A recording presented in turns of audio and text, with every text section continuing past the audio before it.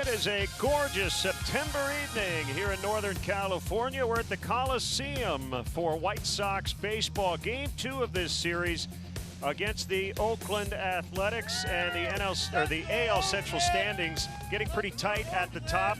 Cleveland is at Minnesota this weekend. We'll keep you posted on the Guardians and Twins as we move along tonight. Starting pitching matchup here from the Coliseum, it'll be Lucas Giolito. He's been good in his home state of California. James Kaprielian was scratched. He's got a finger laceration. It'll be a bullpen night for the A's. And great to have you with us for a late night of Sox baseball. Gordon Beckham's in for Steve Stone. Len Kasper in for Jason Benetti. Happy birthday, Jason, by the way. And what a night last night. The offense got it started. Dylan Cease was great, and a blowout win. White Sox did exactly what we wanted them to do, to come in here and have to play a team that's down on their luck. The AL, the 5th place in the AL West, they're not doing that good. The guys took advantage last night. Cease did his thing, and the offense did theirs. Yeah, let's talk about 3 guys in particular. Andrus with his first career leadoff home run. Moncada had 5 hits and had a shot at 6.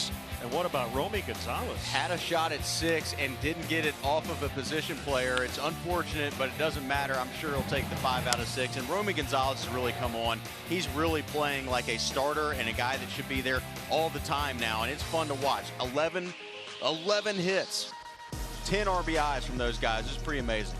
Well, we'll talk some pitching when we come back. Dylan Cease with win number 14 last night. Should be fun. It's the White Sox and the A's. Late night. Blue Cross and Blue Shield of Illinois. Choose Blue Cross and Blue Shield of Illinois, the card to carry through it all. Ford. The 2022 Ford F-150 is tougher and smarter than ever before. For special offers, visit your local Ford dealer or buyfordnow.com today. Xfinity. Supercharge your home with supersonic Wi-Fi. Unbeatable internet, only from Xfinity. And by Wintrust, home of White Sox checking. Visit wintrust.com/Sox to open today.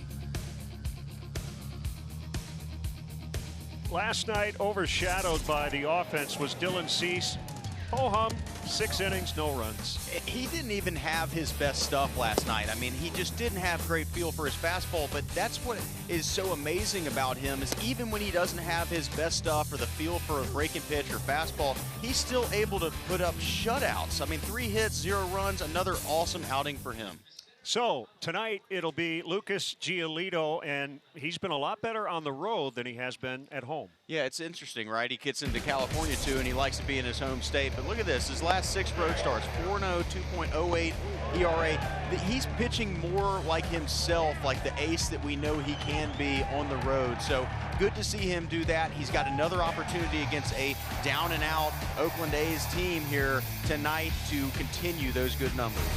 Well, last night, season high in runs, 14, home runs, 5, extra base hits, 10. Can they continue that tonight? We'll find out. It's game 2 coming up.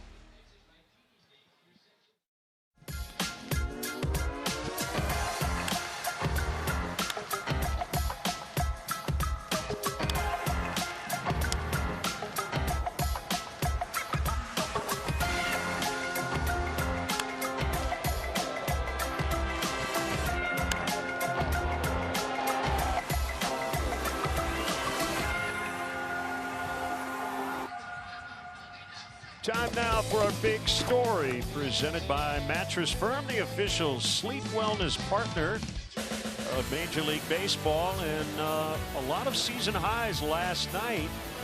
And I like the one at the bottom. Everybody got in on the action. 3rd time all 9 starters had a hit. It was a fun night to be around the ballpark. I think that we would have expected a lot of these type of season highs earlier than September, but I continue to say, if they're going to get hot, might as well do it at some point. September is not bad. Time now for the White Sox Insure on the Spot starting 9. Get your free auto insurance quote and save in just 2 minutes at insureonthespot.com. You see their September numbers on the right in terms of OPS. Andrus and Moncada, who both homered to start the game last night. Abreu, Jimenez, Gavin Sheets gets the start in right with Pollock in center batting 6th. Vaughn in left hitting 7th ahead of Zavala and Gonzalez. Yasmani Grandal dealing with a little back issue, so Sevi makes his 3rd straight start. He'll be facing this guy, Mr. Austin Pruitt. He's 5'10", 185-pound, 33-year-old from the Woodlands, Texas. They're going to have the Athletics are going to have a bullpen day today. They had a late scratch of their expected starter, so Pruitt's going to lead us off. He's 0-1 with a 4.75 ERA. There's his amount of games right there. 4.75 ERA, 41 innings pitched. 2018-2019 was with Tampa Bay, and then split 2021 with Houston and Miami. Here's his arsenal: slider, 4-seam, curveball, change. Mixes it up pretty good. Interesting that he throws slider more than 4-seam, so guys will be keying on that as we start off the game. The Arsenal presented by Jets Pizza, and we are underway. The first inning is brought to you by Toyota. 74 degrees, so it's just perfect. We had a scorcher last night. Slider on the outside corner. It's a strike. Hard to believe it was the first career leadoff home run for Elvis. He's made just under 200 career starts in the leadoff spot. And he fouls back out of play. And it'll be interesting to see how many pitchers he faces tonight. Probably 4 or 5 at bats. He'll face 4 or 5 pitchers. He got in the batter's box a bunch last night. 6 times. Excuse me, 5 times. Just outside, according to Andy Fletcher, the crew chief. He's the home plate umpire tonight. Memphis, Tennessee native, Moscoso, Siegel, and Morales around the bases. Popped him up on the infield. And that is Seth Brown to make the catch. Let's check out the defense presented by UI Health for the Oakland Athletics. From left to right in the outfield, you'll see Tony Kemp, Ramon Laureano, and Chad Pender. In the infield, Machine, Allen, Noisy, and Brown round out the infield. And then Sean Murphy behind the dish, and the aforementioned Austin Pruitt on the mound. Now Moncada, who made AL history last night, his second 5-hit, 5 RBI game this season. First AL player to have 2 such games in the same year. Good changeup. Time for tonight's Mr. Clean Magic stats. That's a tease. They're coming, we promise. Stay tuned. Missed the outside. Here's that Mr. Clean Magic stat. As you get a good look at the parking lot here at the Coliseum. This is one of the better parking lots in the AL West. So June 15th at Comerica Park, and then last night here. 2-2.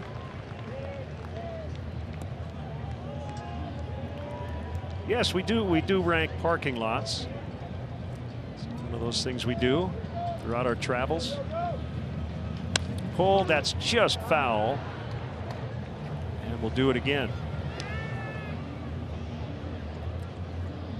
I would not say it's a big crowd here by any stretch, but there are more people here tonight than we had last night. Attendance was under 5,000 last night. It was not the best attendance, but tonight clearly more. We'll get that number to you when it becomes official. Chop handled by Noisy.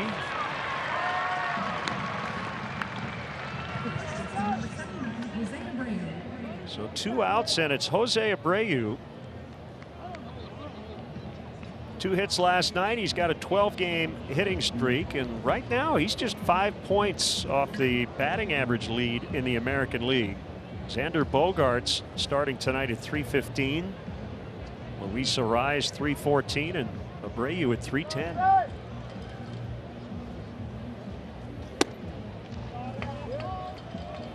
Well, you've been on this whole trip. Teams have been doing that to him a lot. They've Fastball's in. Right. They've got to throw Jose in because he's so good at staying inside the ball. The only place that he's going to want to try to pull is when it's in. That's the only way to really get him out. Noisy is out. Laureano in. And Austin Pruitt with a 1-2-3 top of the first.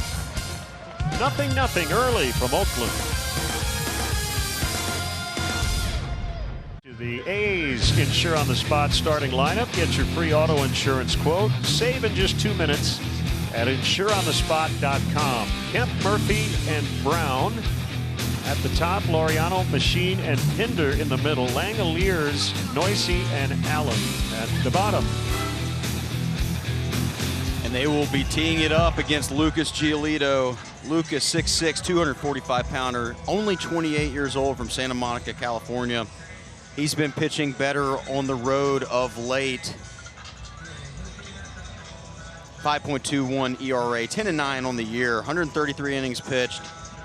Here's his arsenal: four-seam fastball, changeup, slider, and a curve. He will work that four-seamer up in the zone to set up that changeup down in the zone. The most important stat that I looked when I looked at Lucas's season is the batting average ball in play. Right now it's 354, and the expected batting average ball in play is 307. So might show that he has gotten a little unlucky this season. Now those numbers are higher than his career numbers, but still it does show that there's a huge discrepancy for what they're actually hitting and what at least they're expected to hit, which I thought was kind of jumped off the page to me. 290 to 310, that's kind of normally where that batting average on balls in play number should be, or it ends up regressing to for the most part. Kemp smacks one into left, and he's got a career high 11-game hitting streak now. Here's the White Sox defense presented by UI Health. From left to right in the outfield, it's Vaughn, Pollock, and Sheets. In the infield, Moncada, Andrews, Gonzalez, and Abreu. Lucas Giolito on the mound, and Seby Zavala gets another start behind the plate in the absence of Yasmani Grandal. Here's the catcher, Murphy. 18 home runs, 9 in each half of the season.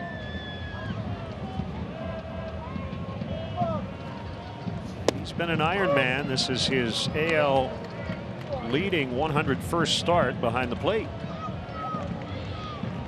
Catchers get beat up. That's a good number. This is the pocket in their lineup, right? Murphy and then Seth Brown on deck. Dangerous guys who can hit the ball out of the ballpark. And Lucas, the home run ball has gotten him these last couple of starts. Lucas has got to try to find a way to keep them in the yard. That's generally always a good sign if you can.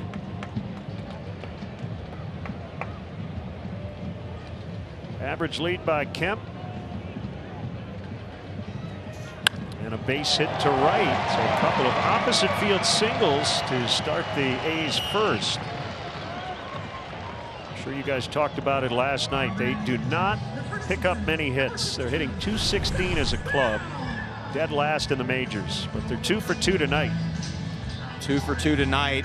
Lucas has got to find a way to limit the damage right here. He just hung a breaking pitch, and credit Sean Murphy for a pretty good swing there. Always difficult to hit an off-speed breaking pitch right on right the other way, so he showed a pretty good discipline at the plate and good approach. Lucas is going to have to get that ball down. That ball floated in there a little bit, and Sean Murphy took advantage. Here's Brown. He's their hottest hitter. And he takes a low curve. Brown against the White Sox this year, 6 out of 14 with 3 home runs. He hit those homers in Chicago.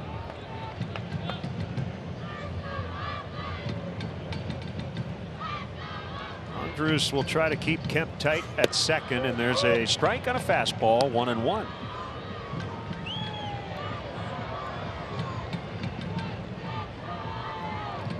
2 hits last night, including a double. Everybody has their team. Unfortunately for the White Sox, this is Browns. Foul tipped on a fastball. 1-2. Whenever I watch Lucas, I always think about his body language. You can always tell if he's feeling good or not on the mound based on the way he moves around, based on his focus in terms of his eyes. You know, you can always see it when he's locked in. So watch that as this inning moves on, see if he gets even more comfortable on the mound. Changeup missed low. Throws that pitch about 30% of the time. That's the highest percentage in the majors dating back to 2020.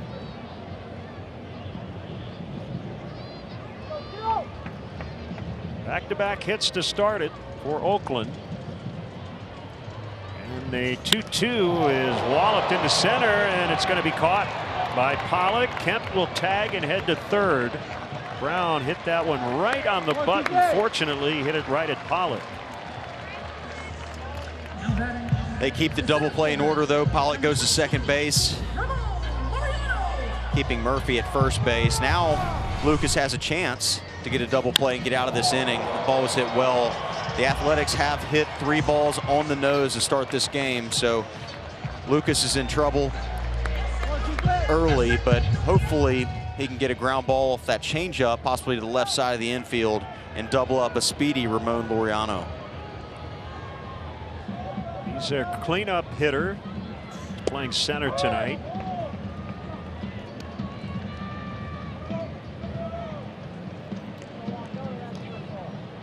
They are set up for 2 around the infield. Abreu is holding the runner at first.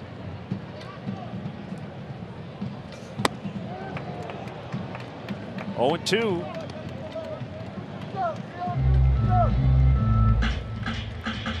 Saw Christian Pache last night. He hasn't hit much, but he can run him down at center.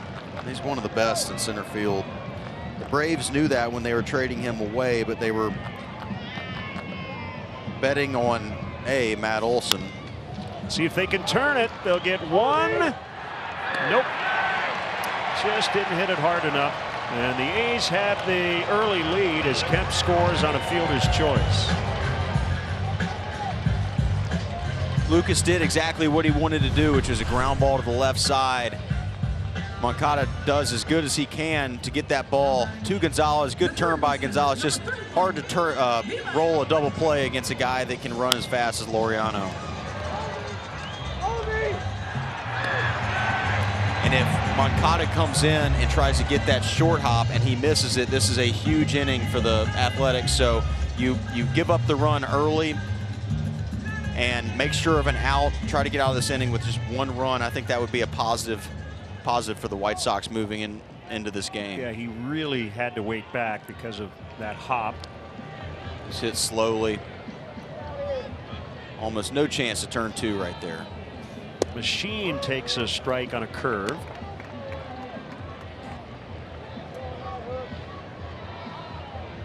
He's their third baseman. Doubled in 4 trips last night.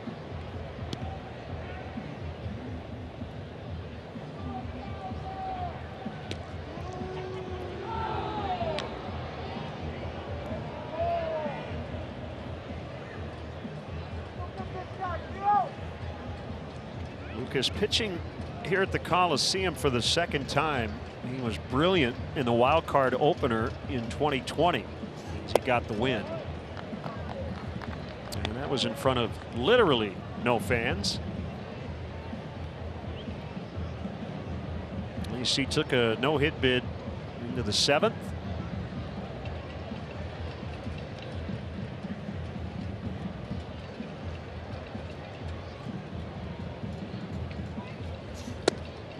Just high. Well, they started late in Minneapolis due to rain. The Guardians with 4 first-inning runs off Dylan Bundy. Oscar Gonzalez with a 3-run homer there in the 2nd. It's 4-0 Cleveland.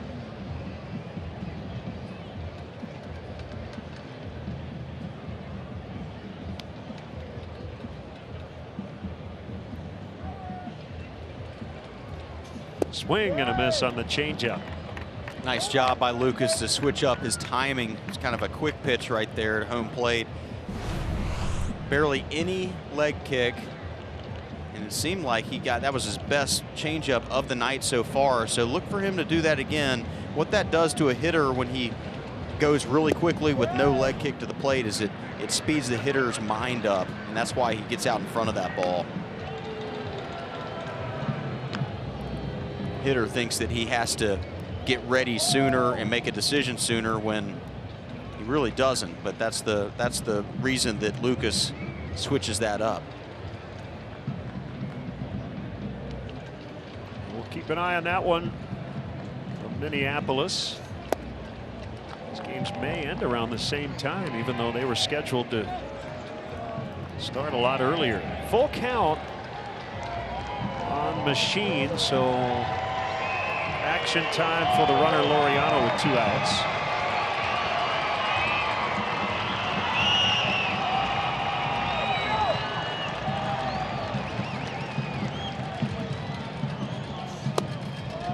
And he walked him. So he is still alive for Chad Pinder. He's in right field tonight.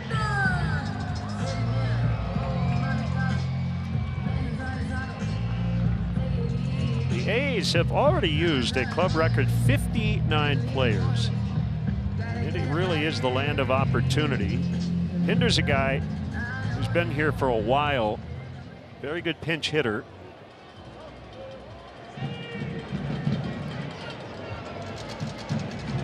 We're trying to figure out who will be on this roster in 23 at this point. Pollock makes the catch in center. So Giolito trying to find his footing here tonight, down a run, but he was able to limit the damage.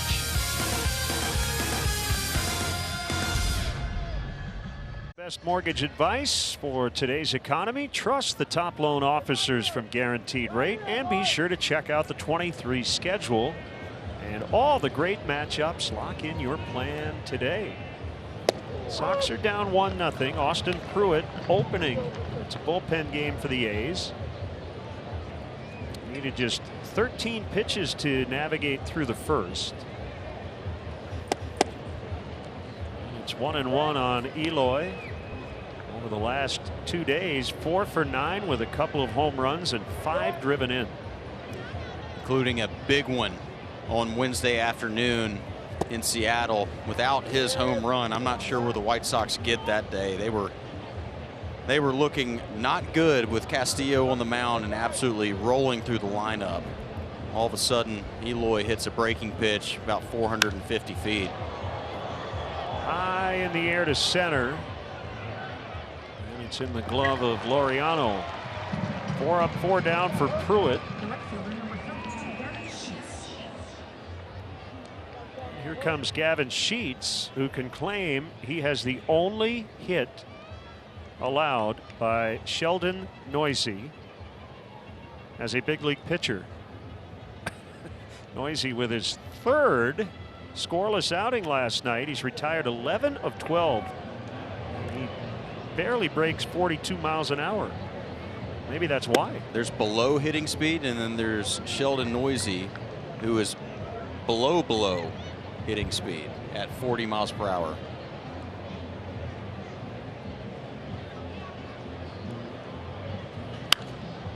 So I had a theory, and it was a first, wasn't a second guess, but it was a first guess, knowing that Moncada was going to face him in the 9th, and then he was lobbing it up there like that. You know, a lot of switch hitters back in the day would bat right-handed against a knuckleballer. There's Neuse to make the play. And I thought maybe Moncada might bat right-handed.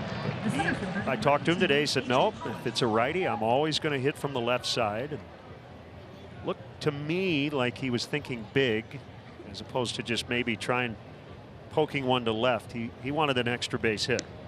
I think we were talking about it on the way home, right? You were saying that, and I'm like, no, he's had 2 home runs. He's got a position player.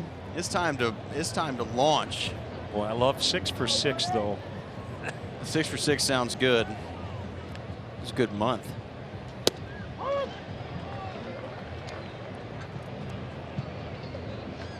One thing about a 6 for 6, they never go back and say, well, how many hits were off a position player? No. Yeah. Pollock, a one-hopper to first. And Pruitt will probably get another inning, mowing him down through 2.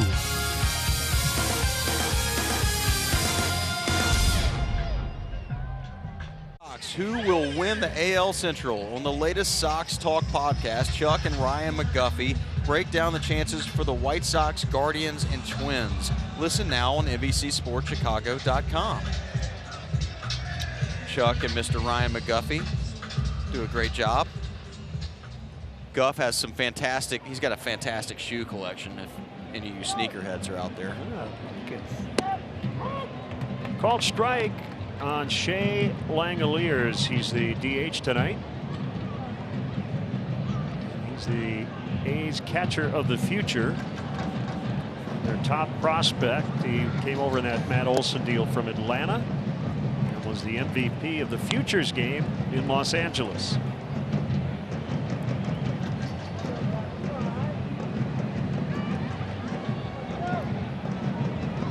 He's got one off Lucas in the first. A couple of hits. A walk. 1 and 2.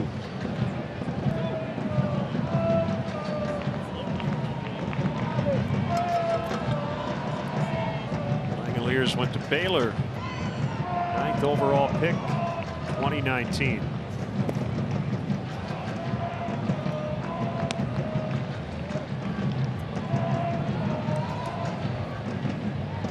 Followed by Noisy and Allen.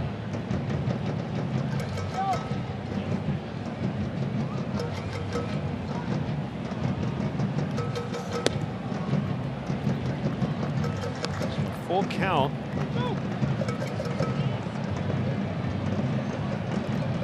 The 21st game for Langeliers.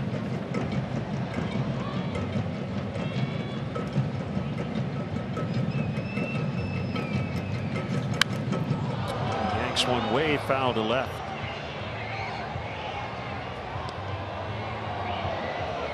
For some reason, that foul ball stopped the band out there in right.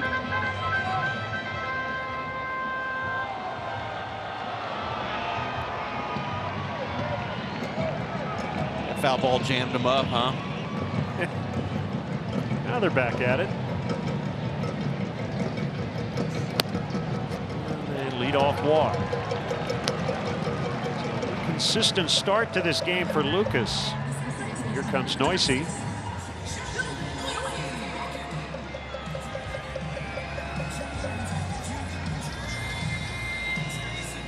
Third stint with the big league club this season.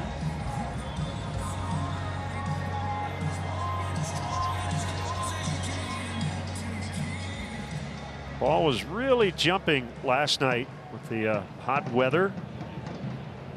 Typically when you come here, it's cooler at night. Ball doesn't carry quite as well as it does during day games.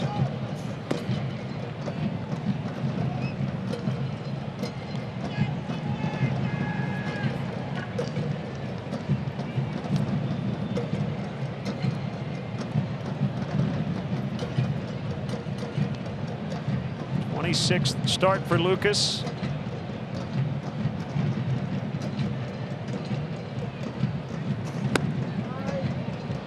He was set to be a college teammate of the A's scheduled starter James Caprillion at UCLA, but Lucas signed with the Nationals after being mid-first round pick in 2012.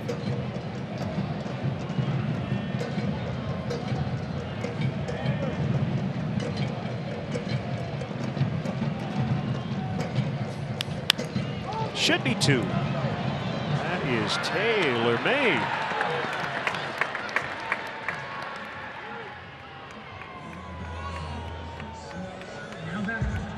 That double play brought to you by Elgin Hyundai, home of the 20-year, 200,000-mile warranty, only available at Elgin Hyundai. See ElginHyundai.com. Nice job right there by Lucas to get a ground ball right at Elvis Andrus. Easy flip. Ooh. Hopefully he'll throw the next pitch, because I'm not sure he was on the bag. I'm not sure Romy Gonzalez is on the bag, but no matter. Doesn't matter. Yep. 6-4-3. By the way, the second inning brought to you by Menards. Nick Allen with 2 outs.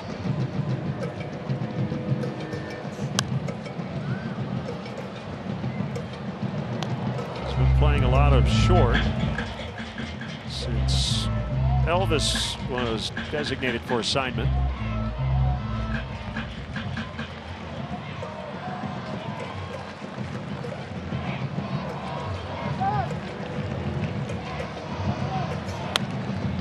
Poke foul, and might be sitting at home saying, well, why would the A's cut Elvis Andrus? And the answer is it had nothing to do with him.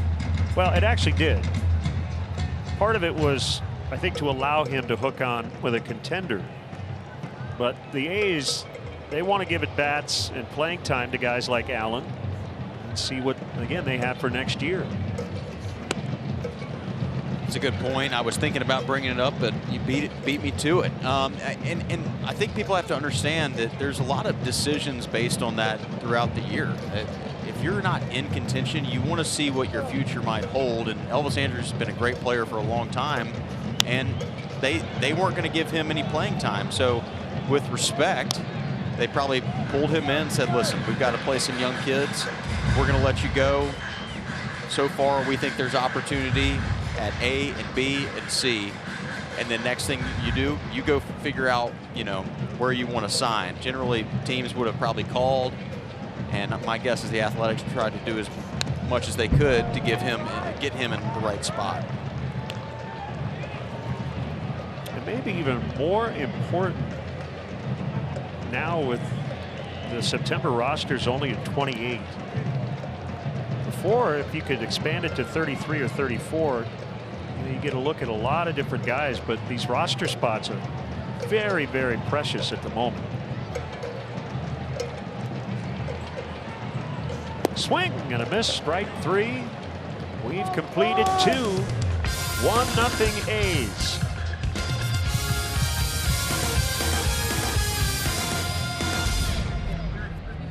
Cease is now the favorite to win the AL Cy Young. Verlander and McClanahan are currently on the injured list. Wow. It's awesome. Third inning brought to you by Hyundai as Andrew Vaughn takes a strike. Look wide. Pruitt got the call from Mr. Fletcher. Vaughn from nearby Santa Rosa, California, about 90 minutes north of here. He hits it hard on the ground right to Noisy. So what is Austin Pruitt doing to the White Sox bats here early? He's been doing a good job of throwing off-speed pitches early is my thought, but Andrew Vaughn just hit that ball really hard, and that follows up a night where he didn't have a whole lot of luck, but hit a few balls hard. Not much to show for it. Always frustrating as a hitter when you're hitting the ball firm at people. You almost expect that you're going to get something to show for it. He really doesn't, but he's been swinging the bat pretty well. But Pruitt's been going right at guys. Not many deep counts. Attacking the zone. When you can attack the zone and get strike 1 and possibly strike 2, it makes it that much more difficult on hitters. And he's been going up there and attacking. He's now 33. Former Ray, Astro, and Marlin.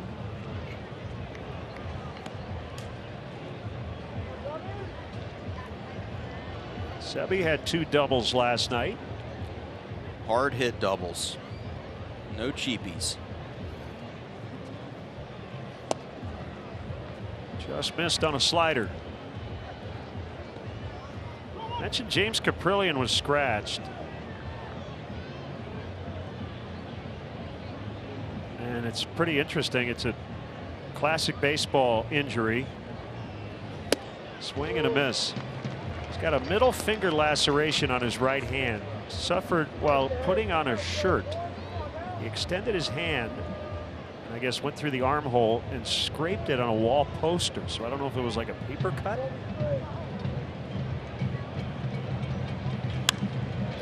In the air to center, and Laureano will now drift back and make the catch. It's one of those injuries that is questionable at best. And he, you know, he talked about with reporters today, said I'm very careful with knives and forks and things. It's something I'm very aware of as a pitcher, and yeah, got to be careful now putting his arm into a shirt. That's a tough way to go down. Gonzalez with the big 4-hit night last night. He had never picked up a 5-hit performance, and he had a shot at it. He struck out in his final at bat. Good slider. Romy has really given the bottom of the lineup for the White Sox a lot of life. And the fact that he's been playing so well makes it that much easier for the guys at the top of the lineup to produce, because you have guys on in front of you. Pruitt strikes him out, and he's had a perfect 3 innings to start this game.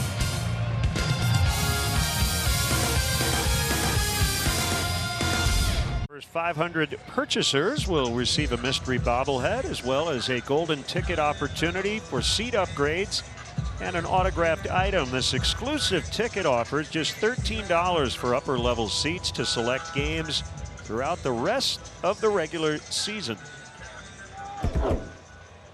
Second time through the order for Giolito. Kemp singled and scored the only run to date in the first inning. Backhanded pick by Gonzalez. Low throw. Nice dig by Abreu. Nice dig right there by Jose. Good job by Romy. Ranging to his right, something we'll probably see more of next year with no shifts. More infielders ranging to make plays. Nice job by this. Just go ahead and keep the momentum going. He throws it a little low, and luckily for him, Jose Abreu has become first class at scooping anything and everything in his path. We were talking off the air about the shift ban. Here's Murphy. You talked about sometimes wanting to play on the outfield grass, which you can't do starting next year. And I'll have to ask my people who give me good information. We're going to have to standardize, I mean, really standardize the dirt cutouts. But I wonder if they might lengthen it back toward the outfield a couple of feet to just give infielders a little extra room. In my opinion, I think that's a great idea, because every field is different, and some, I remember Wrigley Field is cut very, very shallow at third base when it comes down to the line. And so if they're not standard and you feel like you can't get an extra step on the grass, or at least you have to, what they want to do is make you end on the dirt, which I told people when they asked me, there's times that I would keep my feet on the grass because I wanted a little bit more range. It wasn't like I was trying to play a shift. It just was, I wanted a step or two more range to my right or my left. Yeah, so right now the middle infielders, I mean, their toes are touching the dirt, but they're on the grass. Can't do that next year. I always wanted to work from the grass to the edge of the dirt. And I just think the only thing that I would just say is, if they're going to be policing this like they probably should, if it's going to be a rule, I think it's going to have more delays, because you're going to see guys that are trying to bend the, you know, the envelope just a little bit to get a little more range. And if you have a umpire stopping the game to make sure somebody's on the grass, I don't think that that's really the point of the rule. Lucas with his second strikeout. So let's look at these rule changes that were approved officially today. Pitch timer, 15 seconds with nobody on, 20 with a runner on, and there are a lot of sub rules that we won't get into. Bigger bases, the idea is that it will help player safety and actually makes it a little closer between first and second and second and third because of the size. And then that shift restriction. The other part of the shift ban is at the beginning of the game, you basically declare first and second, short and third by who's playing those positions. Those guys cannot swap. So if you try to get around a shift by saying, you know what, I'm going to play the shortstop where the second baseman is, and we're going to swap spots, you cannot do that next year. You have to substitute in order to do that. So what they're in a shift right now where Romy is deep in the outfield. Elvis Andrus is up the middle, but on the right side of second base, and because that's something that next year will be illegal. And one of the reasons they want you to have your feet on the dirt, from what I understand, is so that Romy can't stay there with Elvis Andrus on the other side of the bag. So that's what they're trying to eliminate. A line drive in the 4-hole from Seth Brown right now is going to be caught, and they're trying to eliminate that being caught, and they want that to be a hit. That's exactly right. Swing and a miss. Gio with a nice 1-2-3 third. 1-0 Oakland. That was great. On Thursday, September 8th. You ask, why is this critical? Because Friday, September 9th, we celebrate the birthdays of the one and only Jason Benetti, Adam Sandler, Billy Hamilton, and of course, me. So with that being said, cheers, gentlemen. Fellas, back to you. Way to keep it generic. Cheers. Swinging strike on Andrus. Here's your Sox math question. Number of homers by the Sox career leader among players whose last name starts with A, times the number of strikeouts in a Sox uniform by the pitcher whose last name starts with AA, minus the area code of the White Sox AAA affiliate. You're all over the map. Pruitt is ahead 0-2. I was just about to say, Pruitt is just filling up the zone, and the White Sox are stepping into the box, and it's 0-2 before they can even think. He's done a great job of attacking the zone, and the White Sox don't have any answer for him yet. And until now, I jinxed him. Get a base runner on an error by Noisy. That's a start. The third baseman, number 10, Yohan Moncada. Ball was hit hard to Noisy's left. Probably should have been able to handle, but he did reach for it. There's a chance they might give that a hit. Sure, Elvis would appreciate it. Gave it an error. Okay. E4. Mark it down. The fourth inning brought to you by the Village of Bedford Park. Moncada takes outside. So first base runner for the Sox tonight. They're stretching but no throwing in the A's bullpen.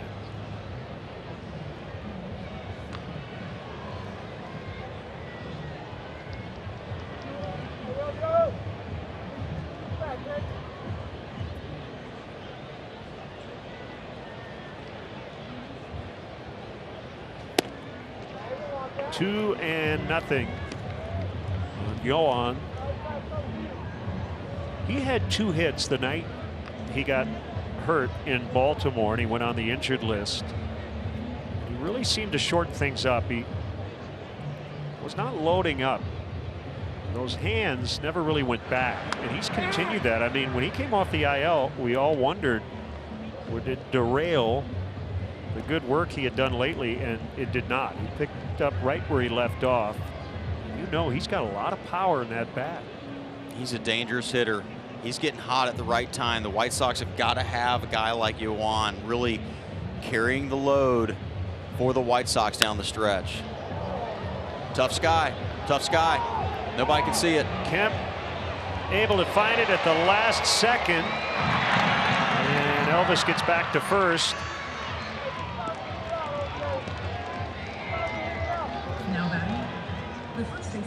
I'm not sure if Kemp was deking everybody, but nobody could see this ball, it seemed like.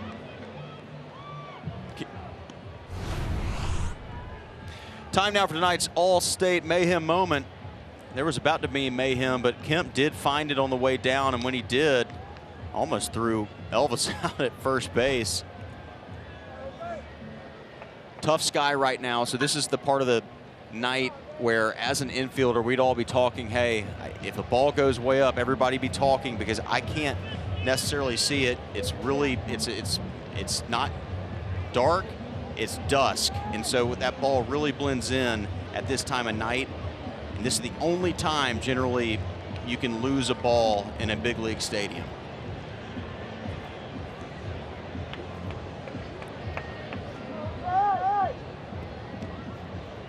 Jose flied to center in his first at bat.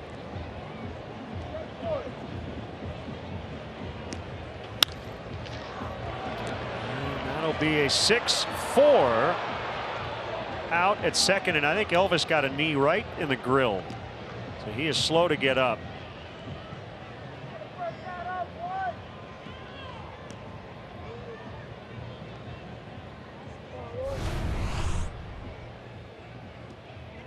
This looked tailor-made off the bat.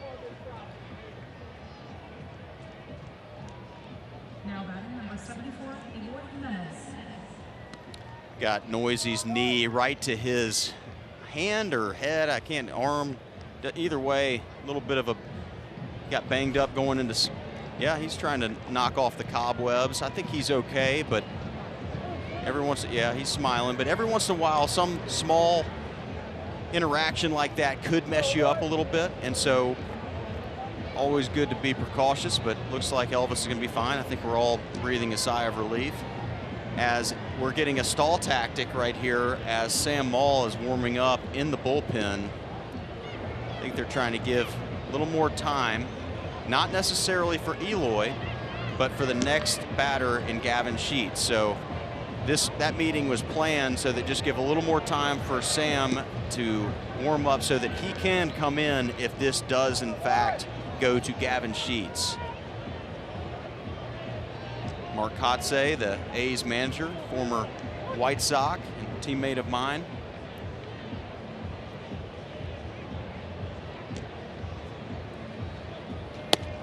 Outside slider. Well, Mark has gotten probably more already out of Austin Pruitt than he could have asked for. 2 outs here in the 4th.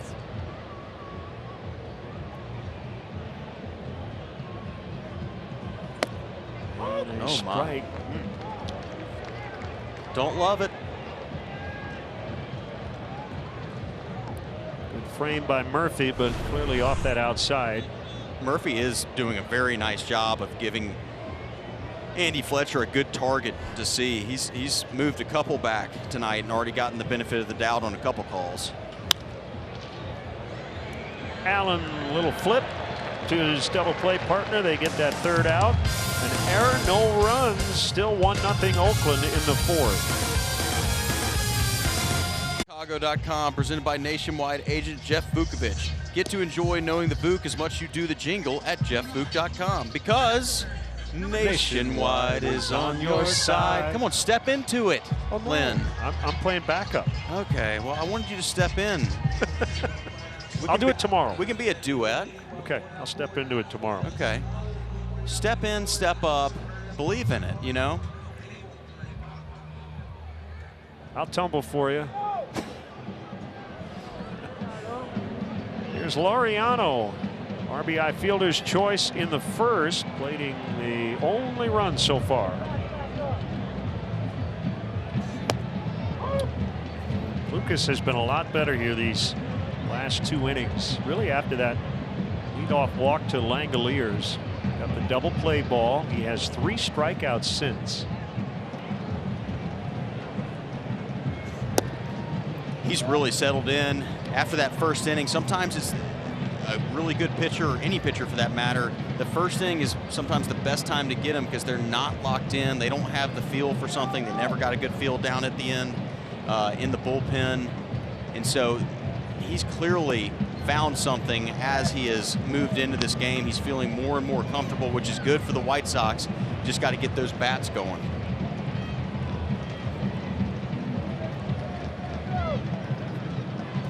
got the jump on Laureano. High target by Sebi. There's a liner that's caught. We got a guy. Right above the shoe tops. We have a Sox math winner. Love that. CJH7797 is our winner.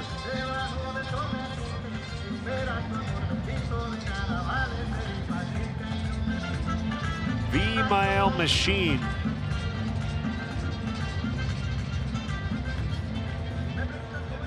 AA, I'm thinking David Aardsma. Like it.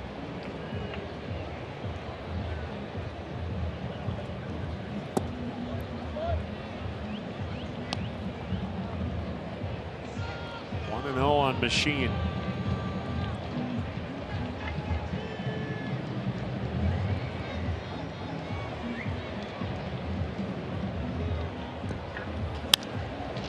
Romy's had a busy night. Way to charge this one, and a little lob toss over to Jose. Sometimes you got to throw a screen pass. Good job by Romy attacking that ball, making sure of a hop. Working to his right again. See him come get that short hop. And then the screen pass, flare pass, whatever you want to call, on the run to Jose.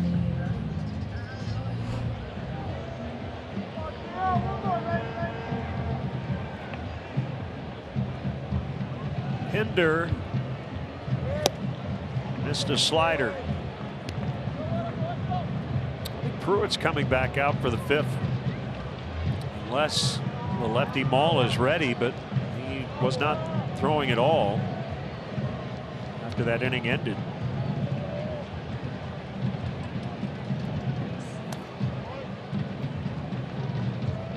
So here's the deal with Cleveland and Minnesota. Because it's a tougher road to catch the Guardians, Sox fans probably should root for the Twins to win 2 out of 3. Really should root for a sweep. But if you take care of business here, you're going to pick up ground on somebody. So you can pass the Twins tonight, potentially, if you can come back and win. And that score holds up. It's 5-0 Cleveland in the 4th. They're going to play 5 times in Cleveland next weekend. You took the words right out of my mouth. Is it doesn't matter what they do. White Sox have got to win. I'm not going to say that 3 out of 4 is a necessity here, but it's much needed. They have to win at least 3 out of these 4. I agree. They took care of the first one. Got to find a way to come back and win this one, and then 1 out of the next 2, and hopefully both.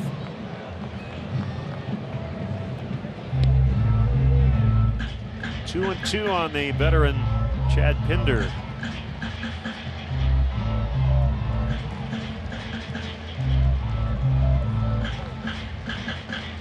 Tuesday has picked up his 6th career pinch hit home run. That set a new franchise record. Swing and a miss, strike 3. Gio's rolling. He's starting to get the feel. Through 4, 1-0 A's. Bridge takes you from San Francisco to Sausalito. I was over there today. Gorgeous day. What were you doing? Good day to be out. Went for a little run to through the Presidio. Wow.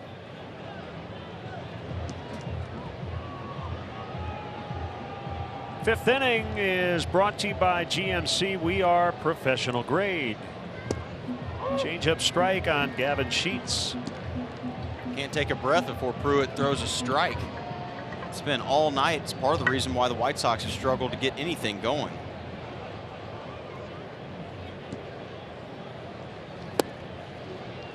Quickly 0-2. That has been said, or could have been said, a lot tonight. First player to make his big league debut in 2017. That was with the Rays. Brown will underhand it to the pitcher for the out. Now batting, the center fielder, number 18, I think Mark Kotze is going to leave Pruitt in until they get a base runner. Sounded like if he pitched well, he could go maybe 55 to 60 pitches. Right now he's at 45. He's got 1 out in the 5th inning.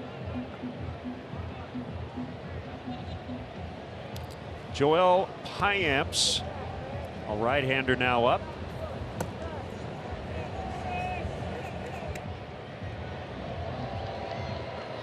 Pollock takes low and away.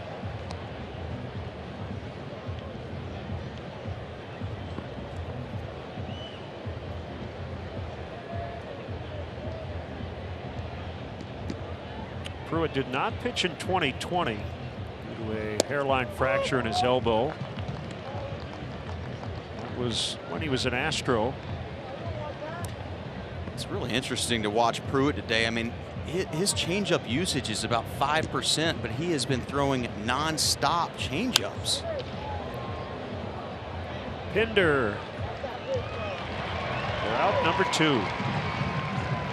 Join us as the Sox host the Rockies this coming Tuesday, September 13th for Nurse Appreciation Night. Presented by St. Xavier University. All nurses and their families and friends can enjoy a specially priced ticket package. It includes a game ticket and this great Sox cap for the first 1,000 fans. Yeah, they did a good job on that. Nurses need a lot of love after the last few years. Nurses, PAs, doctors had to deal with a lot. Still dealing with a lot in a lot of ways. The 0-1 to Vaughn. He's down 0-2, and Pruitt, man, it's like he's just bouncing around out there and getting it and throwing it. The pitch clock won't affect him next year. I do think that the pitch clock will be good for baseball. Everybody will appreciate a little bit shorter ball games. Just a lot of dawdling, and there are batters who are as bad as pitchers in terms of wasting time. Not a great throw, and Vaughn is going to end up at second base. So Machine charged with a throwing error, and the White Sox have 2 base runners in 5 innings due to 2 errors. That's it. Good job by Vaughn hustling down the line, not taking it for granted that he's going to be out. This ball sails on Machine. Good job also to read that, get on to second base, and now the White Sox have an opportunity to tie it up with just a base hit, which I'm sure they will take. I could see really no way that McEwing will stop Vaughn unless the ball is hit super hard to an outfielder. Can you take us inside that area around first when you're trying to beat out an infield hit? Is your first base coach yelling 2? Now, he was able to see the overthrow, but sometimes that batter runner can't see where the ball is. Sometimes, yeah, it just depends on where the throw is coming. So that throw is coming from the third base side, and when it does, it's going to angle towards the outfield. So if it sails past the first baseman, they can generally see that. It's the one that's difficult is a second baseman up the middle or right at him that you can't see that the first baseman missed it. That's going to land in the bullpen. And so if it is one of those situations where you're past the bag and the ball trickles past the first baseman or gets past, generally the first base coach will say 2-2-2, and you take a step to 2 and try to find it. So this is all in front of Vaughn, so he can see this.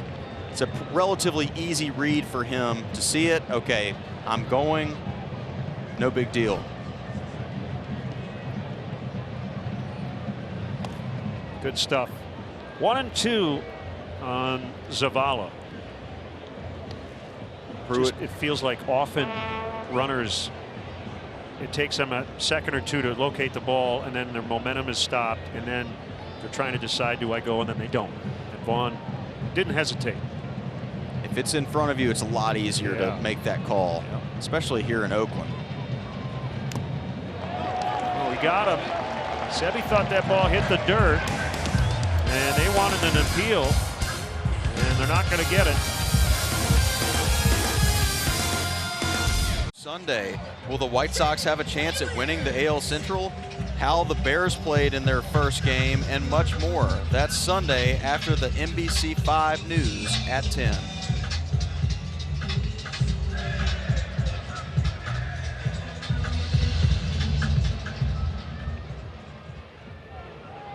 Austin Pruitt with 5 hitless innings in a spot start. Giolito trying to keep his team close, and Langeliers into the left field corner.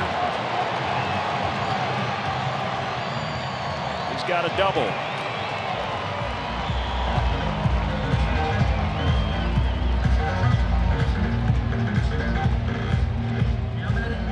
And let's get a preview of our post-game live presented by Subaru with Chuck and Ozzie.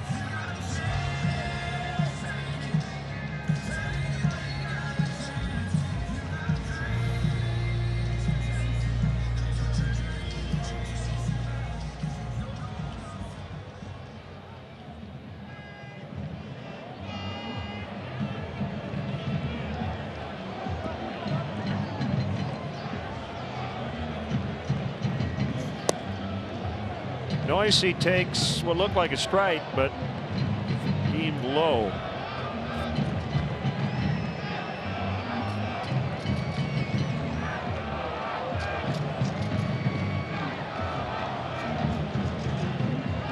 Double, the first extra base hit of the game. Now 2-0.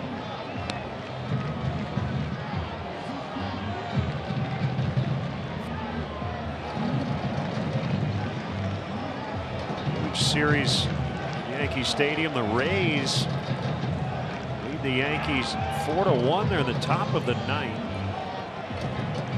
Rays 4.5 out, and just 3 back in the loss column going into action tonight. Yankees have been struggling. That's shocking to see that race that close.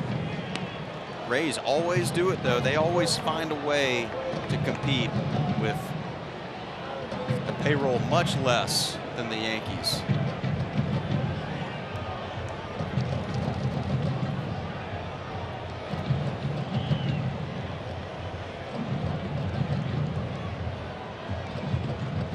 Two on coming, and it's a low slider.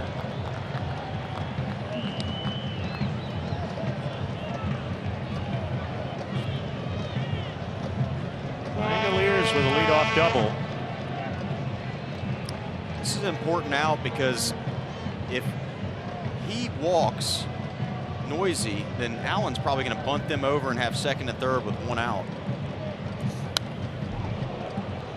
It's important to get this guy without allowing Langeliers to get to third base. But if there is a walk right here, first and second, you can almost bet that Allen, the shortstop, will bunt them over.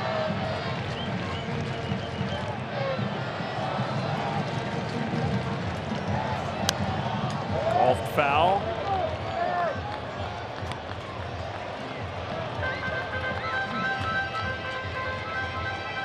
Lucas has settled in since the first inning. The first inning was quite the bear on him. He didn't have a good feel for it. He was kind of all over the place.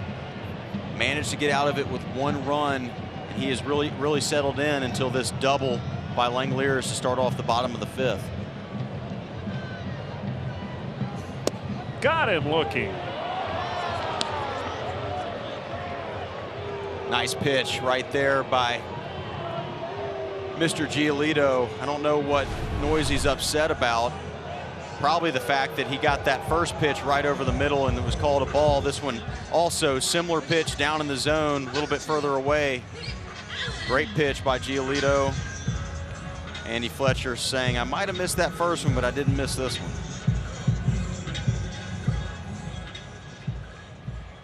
So the bunt no longer in play unless Allen tries to bunt for a hit. He takes high. You can see how it could have spiraled out of control, though, with the walk there. Looking at a bunt, second and third with Tony Kemp up in the top of the lineup. Could have been a lot more hairy. Good job by Giolito. Andrus has it. Runner at third with 2 outs. Let's update tonight's odds presented by PointsBet.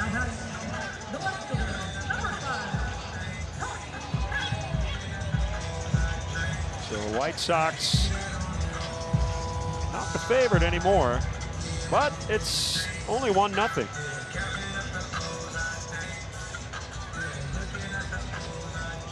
Here's Tony Kemp playing left field tonight. He's got 9 bunt hits. So Moncada in at third as a result.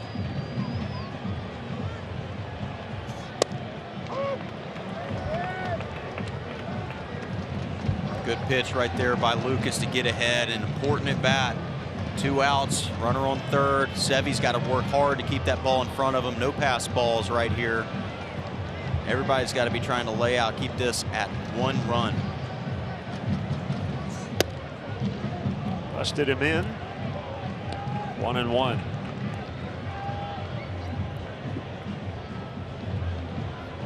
Fun series starting in Seattle. Braves just took a 3-2 lead over the Mariners. They're in the 4th. Inside again. Dansby Swanson. Number 19 off Robbie Ray. Carlos Santana with his 13th.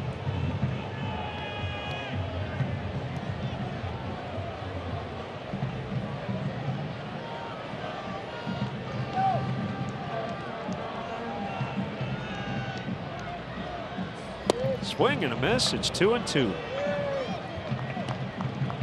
Another good slider by Lucas. Down and in.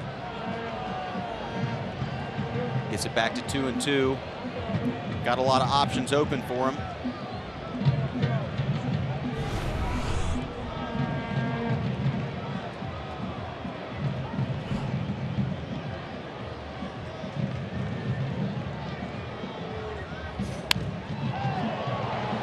That ball is fair. 2-0 Oakland.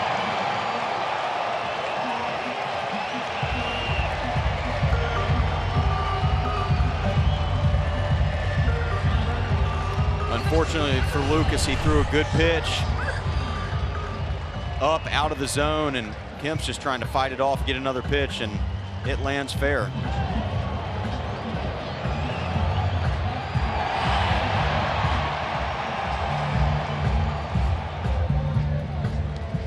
So the A's add 1 to their lead. Looks like Piamps is going to pitch the 6th. Anybody but Pruitt, though, right?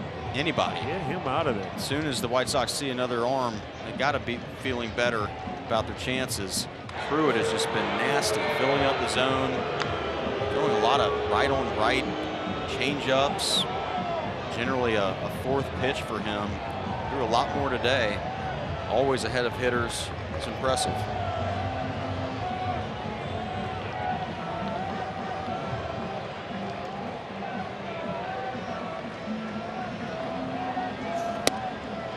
Ball strike. Andy Fletcher giving that pitch away to righties that's off the plate. That's probably the 3rd or 4th one he's called that has looked like it's missed the edge of the plate. Sean Murphy can't complain. That's right. Sean Murphy knows all about it because he's been getting those pitches, and he wants to continue getting those.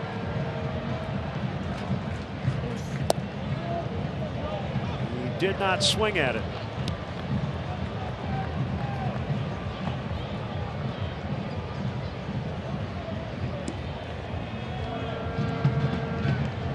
So Lucas really working up a sweat. It's a nice lather.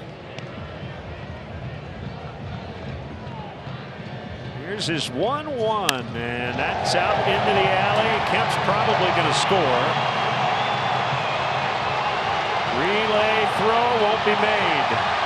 3-0.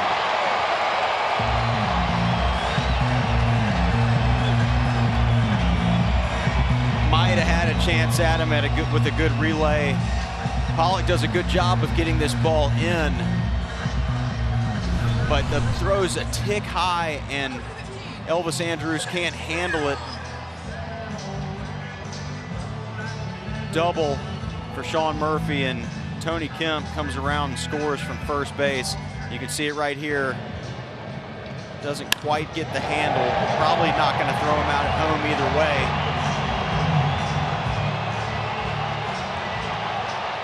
But there would have been a chance. So Ethan Katz making a mound visit. Nobody up in the White Sox bullpen. Which to me is not surprising. He's been pitching good. He got unlucky with Tony Kemp up there with 2 strikes, just fillets one into left field. Sean Murphy did hit that ball very hard. It was the first one that's been hit hard off Giolito in quite some time. Now he's got to deal with Brown. Got to limit the damage, keep his team in it. 3 runs is doable. They have 12 outs to work with, but once you get past that, it's going to be hard to come back.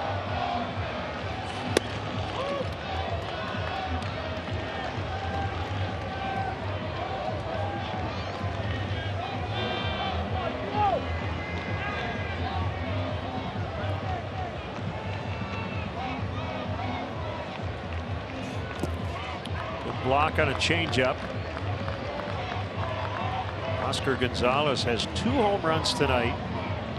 For the Guardians, he's 3 for 3. And they've got a 7-0 lead in the 5th at Minnesota.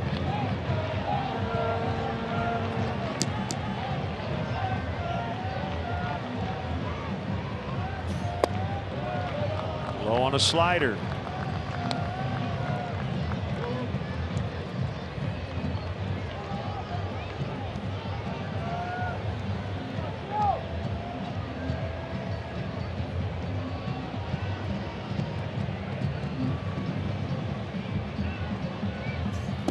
Change up.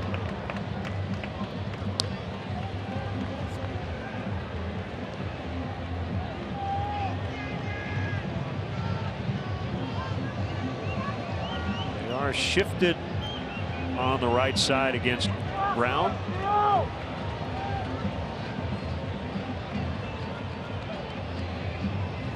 And he got him on the changeup. 2 big runs for the A's. And they lead 3-0 as we head to the 6th. And unfortunately for the White Sox, it's Austin Pruitt. Came out dealing tonight, throwing a high fastball 4-seamer, but he was just filling up the zone early and often. I'm not sure how many White Sox had a 2-0 count, but it was definitely under 3. He was strike 1, strike 2 all night, always ahead of these White Sox hitters. But lucky for the White Sox, he is out of the game. Joel Payamps is in. 36 games so far this year, 3 ERA, very good. Mid-90s sinker. He'll throw a slider, 4-seamer, and a changeup as well. White Sox will look to get something going against the bullpen. 0-2. Pruitt threw 55 pitches. He only missed the strike zone 14 times. As a result, he didn't walk anybody, and he only struck out 2. Got a lot of early outs. Strike 1, strike 2, and he was there all night. As a hitter, that puts you in a deep hole. He had his stuff going, and they still have a no-hitter going. Figured I'd go ahead and jinx it. Yep, into the 6th. Foul territory, and great effort by Brown.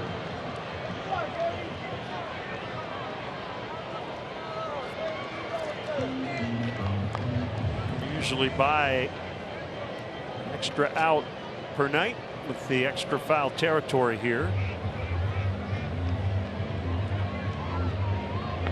Payamps, a former Diamondback, Blue Jay, and Royal.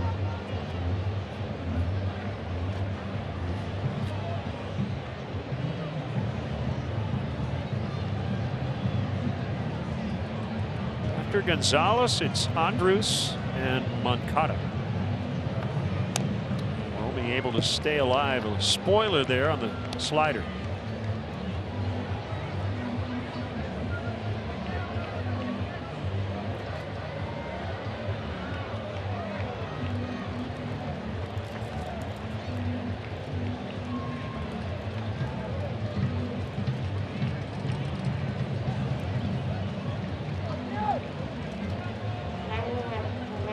Right there, the step off, that's going to be limited next year.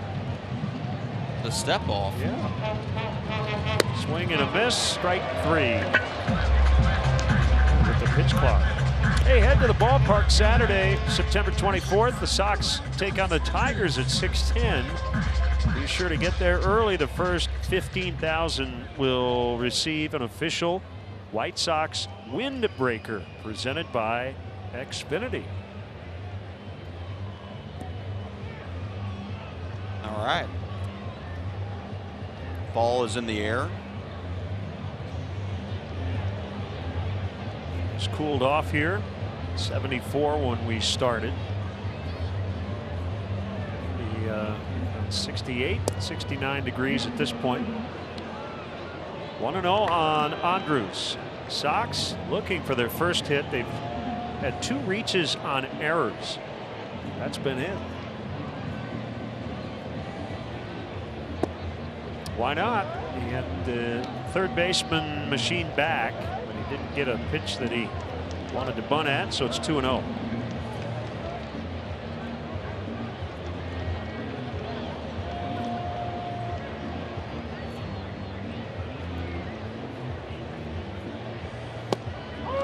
Sinker strike, 2-1.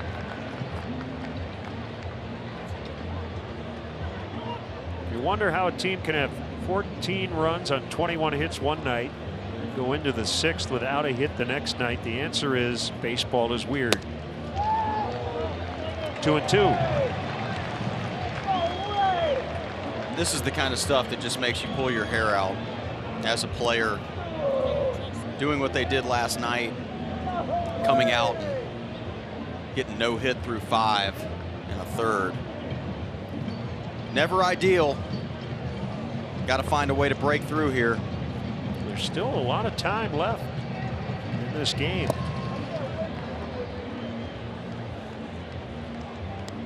Got to have something go right. They've had a couple of errors go their way, but they haven't been able to take advantage. I think both errors were two outs, so they didn't have a whole lot of opportunity, but they haven't taken advantage of a couple errors by the Athletics. Toward the hole, going to be a tough play. Allen showing off his arm. Wow. That was a nice play. That was a big league play. Deep in the 6-hole. Allen showing off his arm and keeping the no-hitter intact. Well, Elvis did this to him last night, so a little payback. Really nice play. Allen's a great example of don't give up just because you're too short or not, not strong enough. He's 5'8".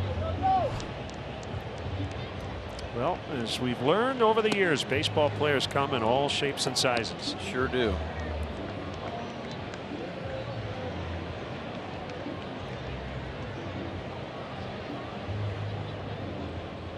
Moncada trying to keep the inning alive.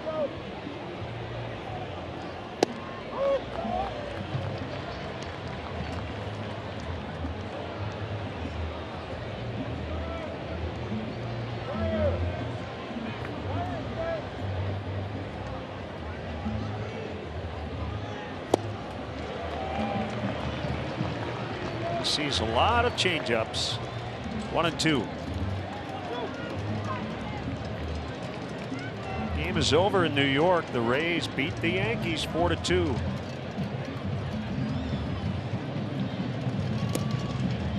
They are 2 back in the loss column. The Yankees had a 15.5 game lead at one point.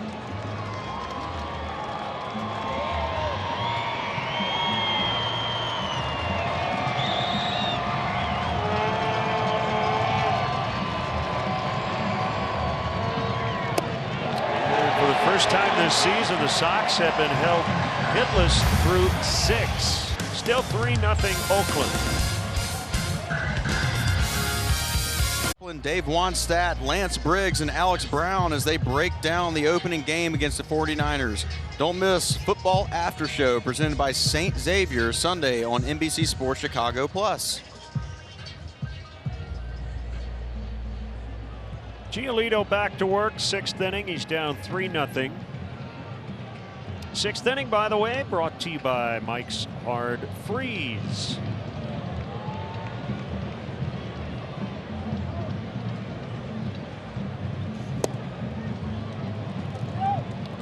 One on Laureano.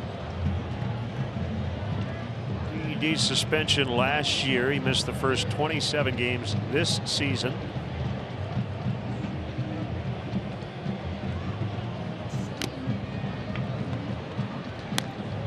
He's down 0-2. He's a good outfielder. Playing a lot of right. He's in center tonight.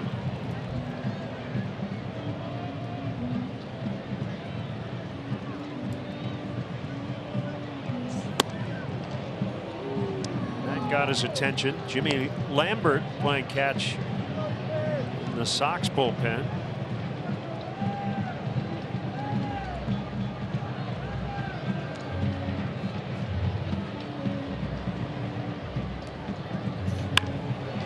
And Elvis has it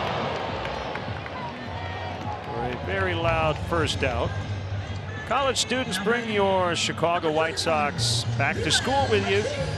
Here in September with MLB.tv, receive a free subscription to MLB.tv when you attend a game. Blackout and other restrictions apply. Visit MLB.tv for details. There's Lambert. Here is Machine.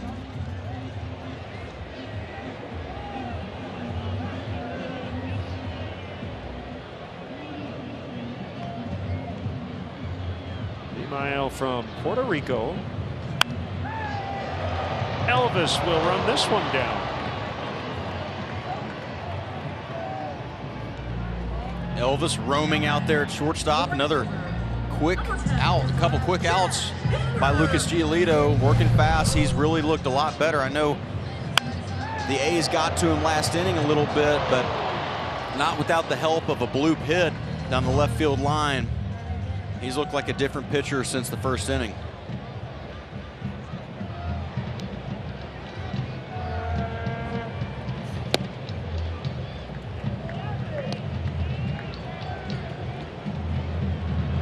A's own all the hits. They've got 5.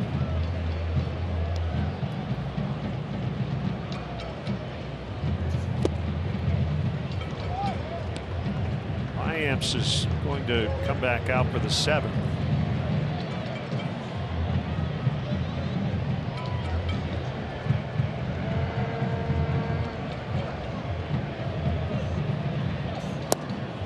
Ender double digits in home runs for the 4th time in his career. He's got 11. Career best 15 in just 87 games back in 17.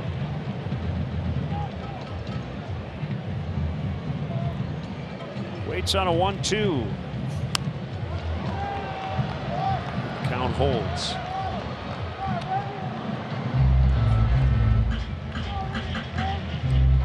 I think this will probably do it for Giolito at 93 pitches. He's done his job. He's kept his team in the game so far and has given them a chance to win this game late. But the White Sox offense has got to wake up.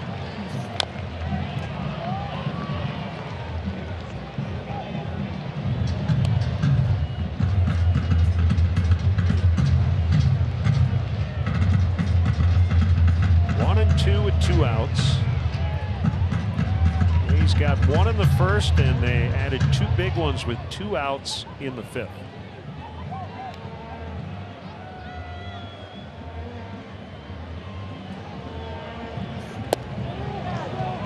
No swing, says Edwin Moscoso. Let's take a look. side at home. That's a yes for me. Might have gotten away with one right there. So I thought after he banged Elvis Andrus last inning that he would do the same to Pinder. Let's see if Sebi has room. He does. So 6 innings for Giolito, but trailing 3-0.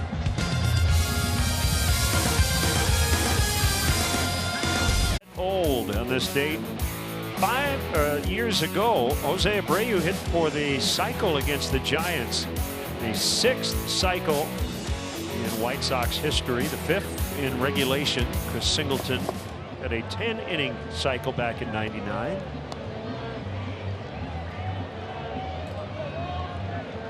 Don't need a cycle, just need a hit. Get something going here. No. Sorry. Dugout just came back into me for a second. Oh, I hear you. 7th inning brought to you by IDOT. Roadway safety. It's not a game.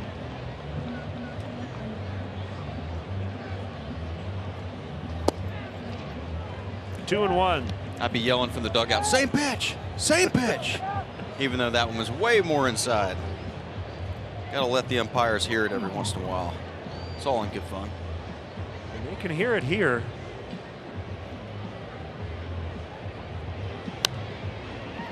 Two on the big fella who is trying to extend his hit streak to 13.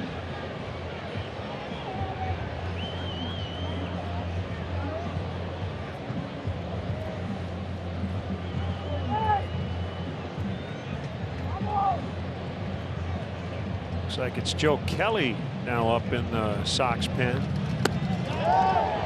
He was trying to get out of the way, but also went around for strike 3. The designated hitter number 74, Eloy Jimenez.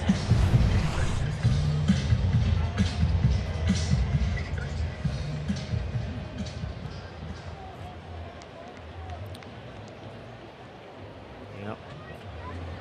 Sox just not seeing it well. It's been that way all night. Somebody's going to have to break through. Sometimes one hit can turn into 3 really quickly, so just got to get that first one. Strike on Eloy. By the way, speaking of Sox cycles, Ray Schalk had the first one 100 seasons ago, 1922, and then the Sox went 55 years before their next cycle. Ground ball, base hit to left. There you go. They've done it. They're on the hit board. 1-out single in the 7th. The right fielder number 32, Gavin Sheets. Sometimes all it takes is one. Everybody relaxes a little bit. Had a changeup down. Eloy hits it through, knew it was there.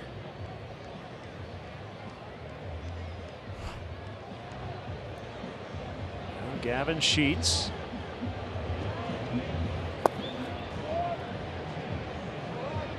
Jack Brohammer back in '77 ended that 55-year cycle drought.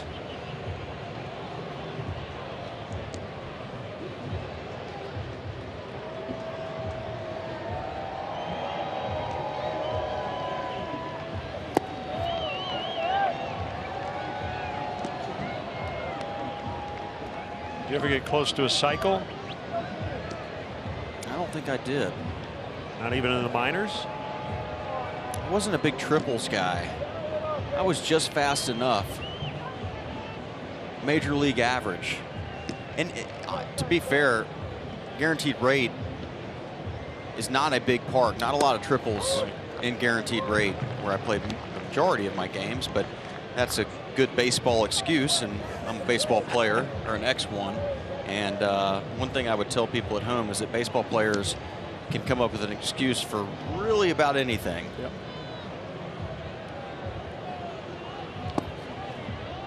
Gavin has taken more walks here of late. I think it's hand in hand with the fact that he's been hot and hitting for some more power. He's really been looking for his pitch, and I think teams have started to work outside those edges against him as a result. And he gets under this one. And all kinds of room as Allen will take it. Those are frustrating, aren't they? 3-1 foul out. Now batting, the center fielder, number 18, H.T. Pollock. Attention students, now's your chance to take advantage of the new White Sox student ticket offer. Get your friends together for some fun at the ballpark with tickets starting at only $5 for select games the rest of the way. 2 down, here's Pollock.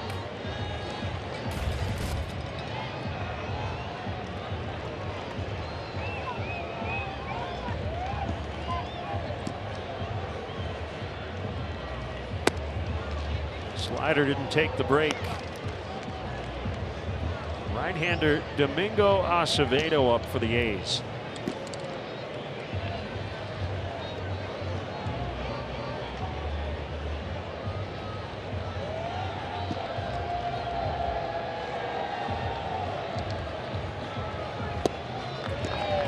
When you hear bullpen game and you've got to get 27 outs, it sounds pretty onerous, but this game has shortened considerably after the 5 hitless innings from Pruitt.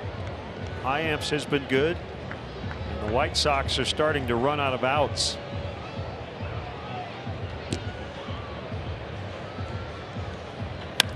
Ripped in the left, and that's going to bring the tying run to the plate. The left fielder, number 25, Good at bat Andrew by Vaughn. Pollock. Keeps this inning alive. Starting to feel a little more life. Can hear it out of the White Sox dugout. Hanging and breaking pitch. Pollock scorches that one to left. You can hear the White Sox dugout kind of getting into it. Starting to feel it a little bit. Got to find a way to break through right here. Be really important to scratch at least one. Give yourself a better chance later in this game. Well-respected pitching coach Scott Emerson out to the mound. And if you're wondering why Miguel Cairo has not pinch run for Eloy, well, he wants Eloy to get another at bat in this game. If he were the tying run, I think he would have been removed for a pinch runner, but still a little too early. Still too early. If Eloy's got a chance to have another at bat, you leave him in there. And right here, his run doesn't really matter. We need a double or a homer here, not a single. We'll take a single.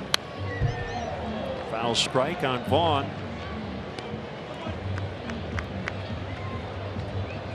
He's looking to get hot again. He's cooled off a bit. Average down to 282. Leads the club with 15 home runs. Changeup is just down. It's 1-1. You can hear the sounds coming from the White Sox dugout. I'm pretty sure that's Jose Abreu with a lot of chatter down there, which I do appreciate.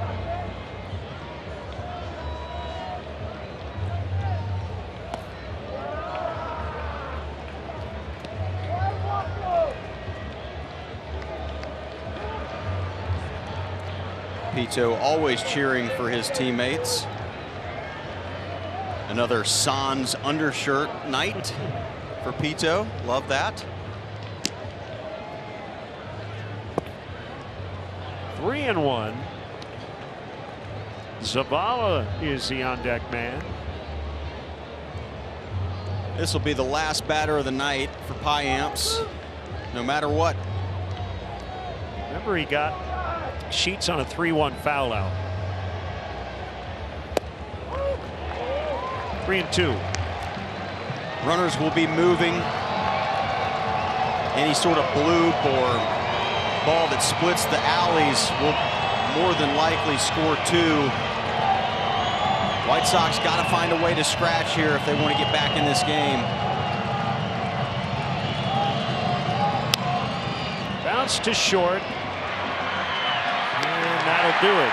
So we'll stretch in the 7th. It's still 3-0 A's.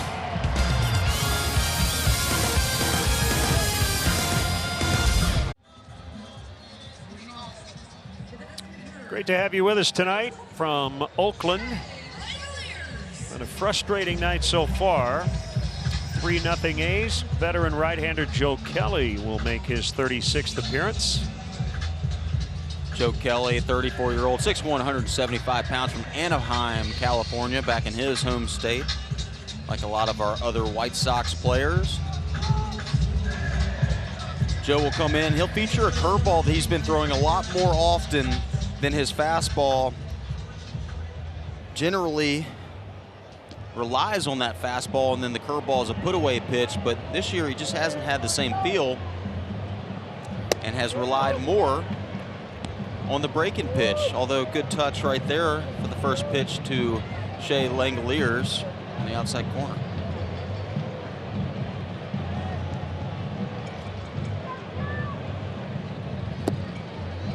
Nothing in 2.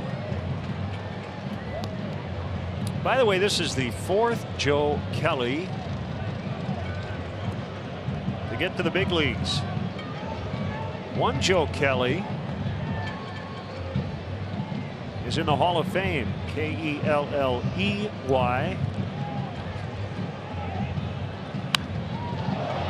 Center field, Pollock went in, now back a few steps, and he makes the catch. Joe coming off a really good outing in Seattle in an important moment. Did a good job, 2/3 of an inning at a K, but definitely looked like he found something, found a little bit of his release point in that outing. Looks like it's carried over into the outing tonight so far.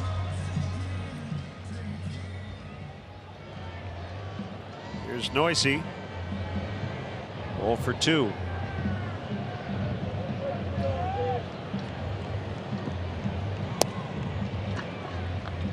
Which is worse, hitting into a double play or striking out? Double play. Hate making 2 outs, huh? 2 outs is never fun. I guess it just really depends on the situation. Strike out with the bases loaded, never a good feeling. Andrus with a jump throw, and he couldn't get him. Great effort.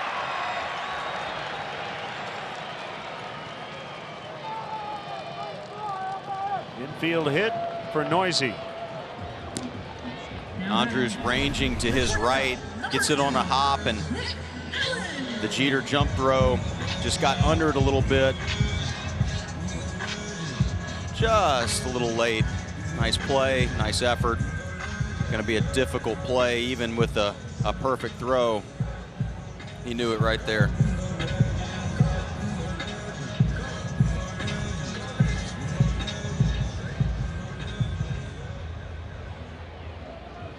Now double play chance with Allen at the plate.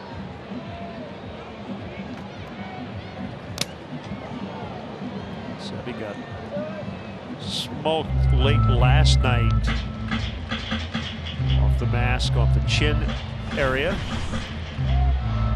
It's like a daily vitamin, unfortunately for a catcher, 1 a day. Ooh.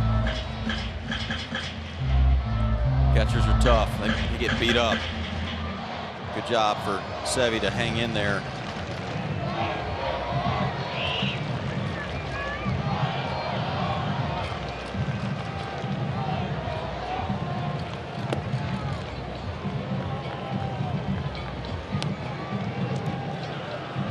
One on Allen.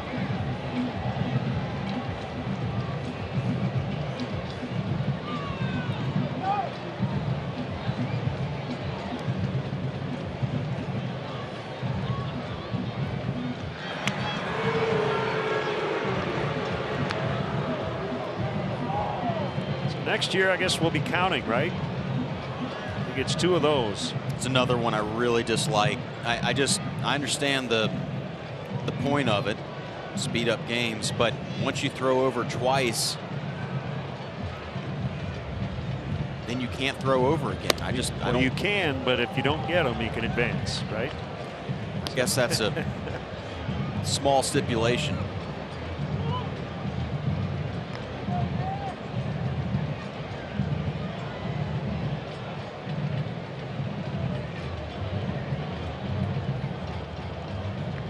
One the count.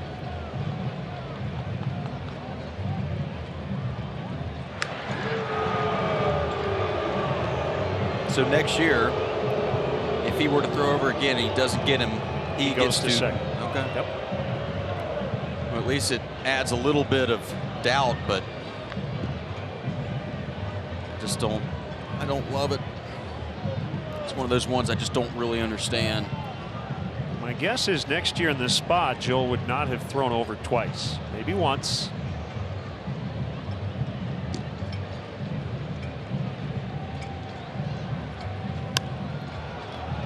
It's like Joe's got his pants cuffed. Yeah, a little 3/4 action, old school.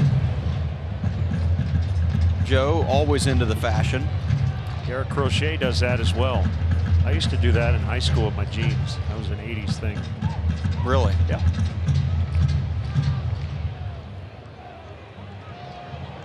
Before your time.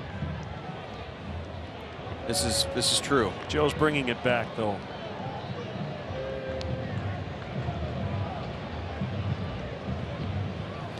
And this actually takes the glove off Zavala.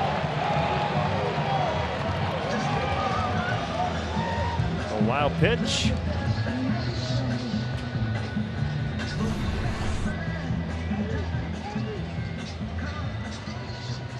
It hit the back of his glove. Sevy didn't know whether or not to get underneath it or try to pick it, and he got called in between. And that's what took the back of the glove off. And we're going to get a pinch runner. Christian Pache in for Sheldon Noose. Yeah, interesting how Noisy, excuse me. they waited until that runner got into scoring position.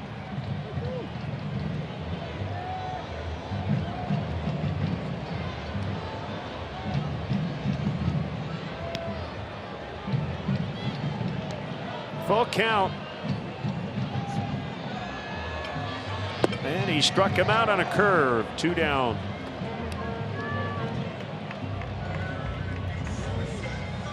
Grab your friends and head to the park for Miller Lite Bleachers and Brews. Get 1 ticket and 2 beers starting at $27 all season long. Must be 21 and over with a valid ID. Scan the QR code on the screen to purchase. You got into the ballpark without a valid ID tonight, but I did. they hooked you up. Left your credential at the hotel, but you're Gordon Beckham. Such a legend out here in Oakland. They decided to let me back into the press box. Kemp's had a big night, 2 hits, an RBI, 2 runs, and he nearly got clipped.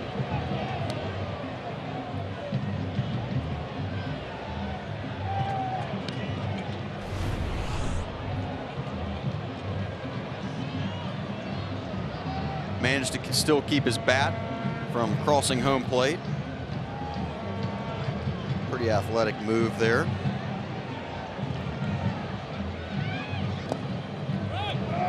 Sevy kept it in front of him.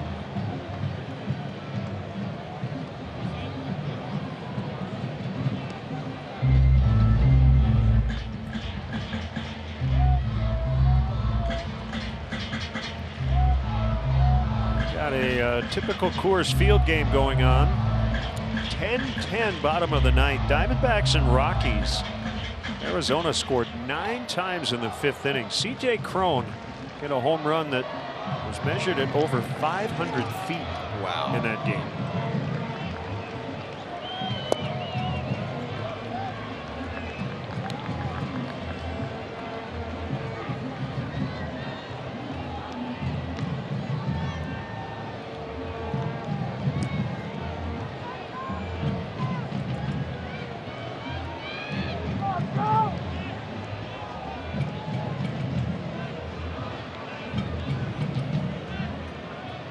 The 2-1 outside.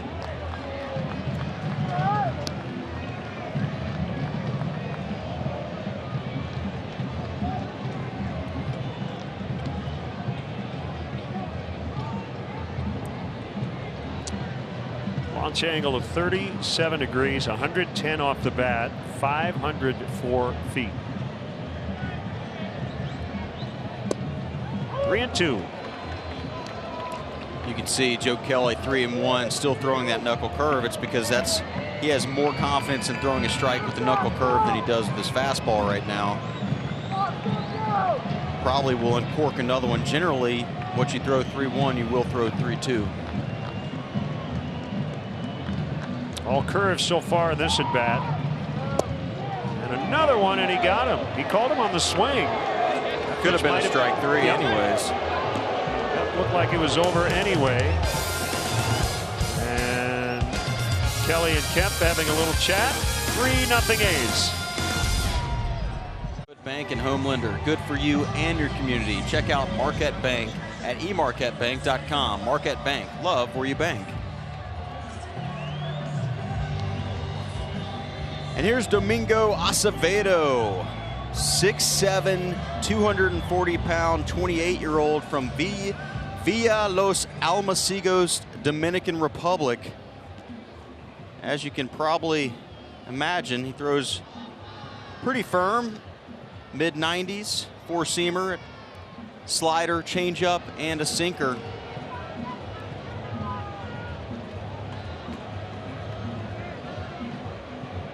Bunch of defensive changes for the A's. Hender's now in left, Pache in center, Laureano in right. And Kemp is now on the infield at second.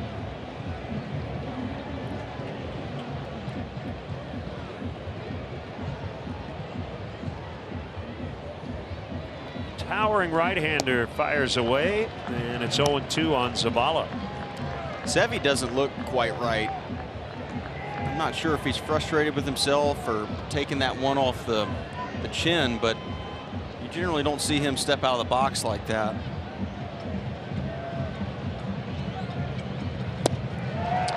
He struck him out on a slider.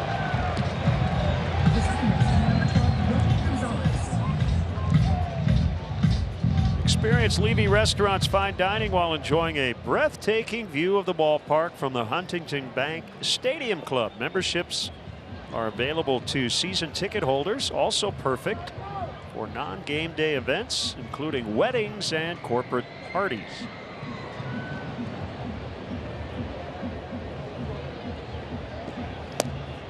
Gonzalez 0 for 2 takes a strike.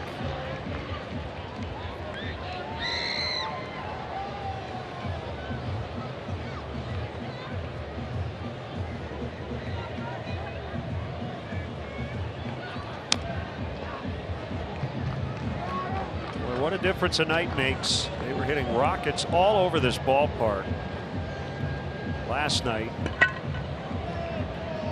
Much different story tonight.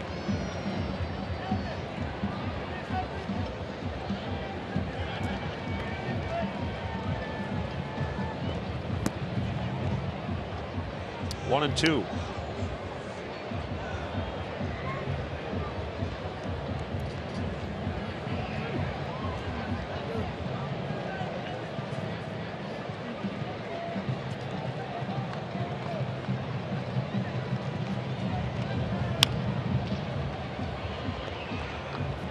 Do it again.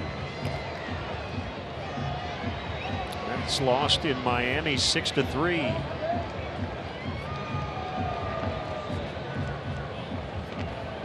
Started the night with a half-game lead over the Braves. Braves are leading 6-3. They could have sole possession of first in the East if they hang on to that one.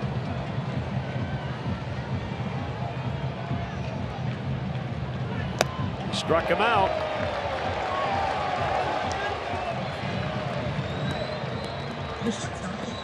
Number 1, Elvis Andrus. Here's Elvis with 2 outs.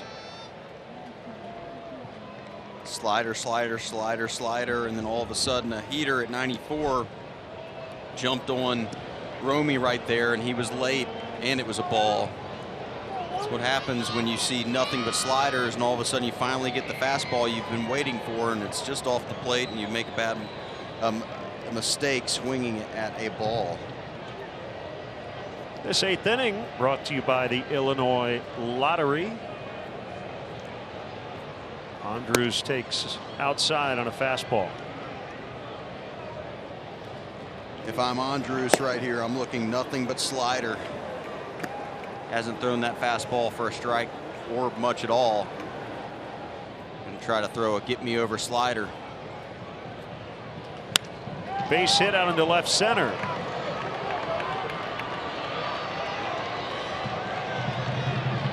So they're still alive in the 8th. Andrus was thinking along the same lines. Got a slider over the middle of the plate. Does a good job to stay on it. Hits it at the end of the barrel. Almost a double. Pinder, pretty good job to get in front of that. Andrus smartly shutting it down after a good round at first base.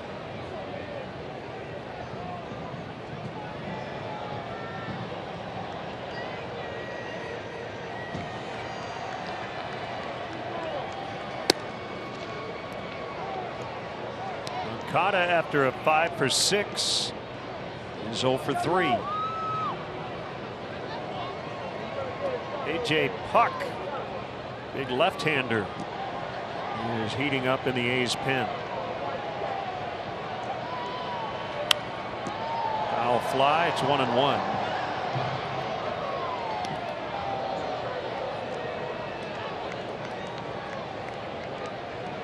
Day game tomorrow. Same on Sunday to wrap up the trip.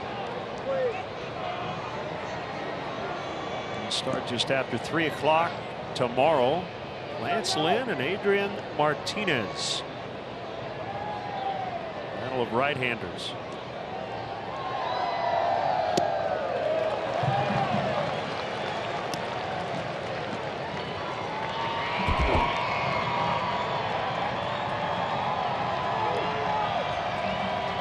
Coming off a great one. He's been so good in the second half.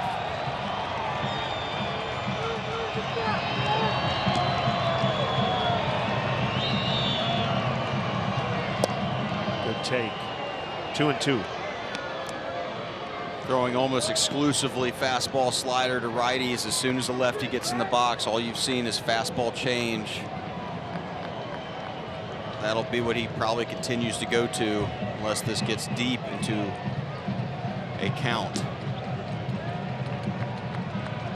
Andrus takes off and it's fouled back out of play.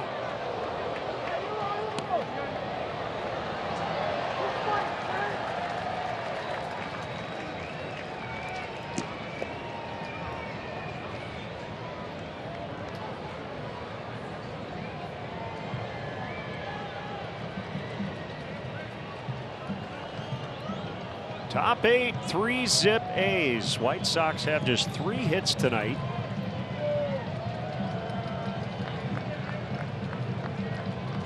Andrus running, swing and a miss, inning over. We head to the bottom of the 8th, still 3-0 for the home team.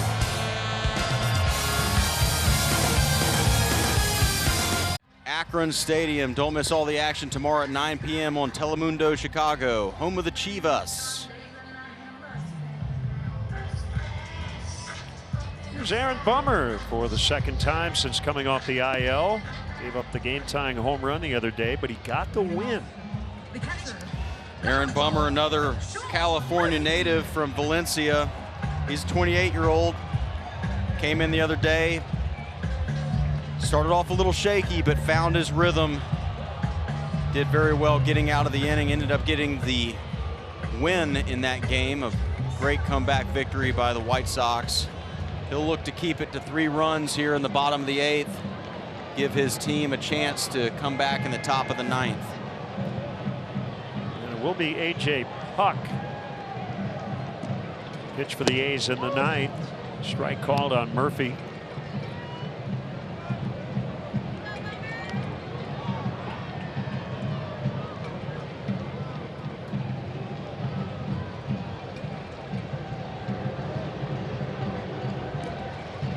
Minnesota coming back top 7. It's 7-4 Guardians. That game again started late due to a rain delay. There's the huge lefty A.J. Puck, 6'7", 248.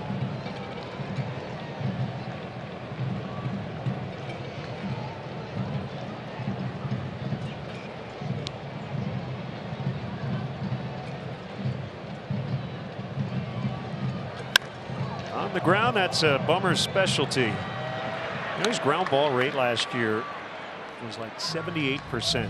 I mean, just ridiculous. And when he's at his best, getting a lot of ground balls. And at times, those ground balls will find the outfield. But you're just trying to get it on the ground and hopefully add somebody. Bummer has a ton of deception when you face him. He slings the ball, hides it. Nasty fastball, nasty breaking pitch, slider.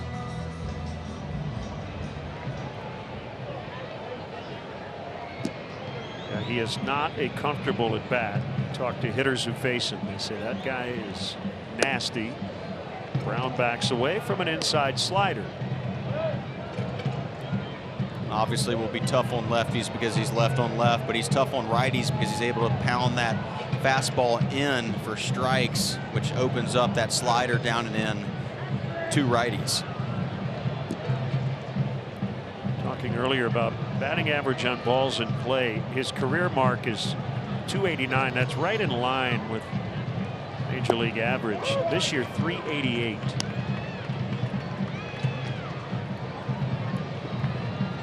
We hope that reverts to the norm. Yep. Over the last month of the season, where he will probably have to be managed pretty closely coming off injury. They want him to pitch. They want him to pitch in important situations down the stretch, but coming back from injury, you do have to protect the player. Ball in the air for Sheets, and he's got it. 2 outs. Time now for a preview of what's to come on Post Game Live, presented by Subaru. Chuck and Ozzie, all yours.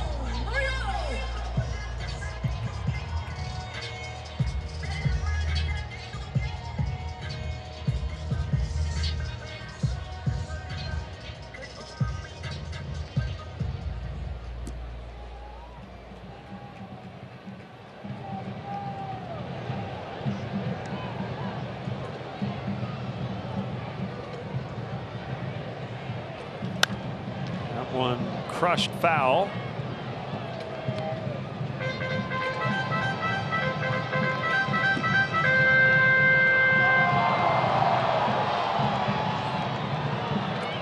Abreu, Jimenez, and Sheets due in the night.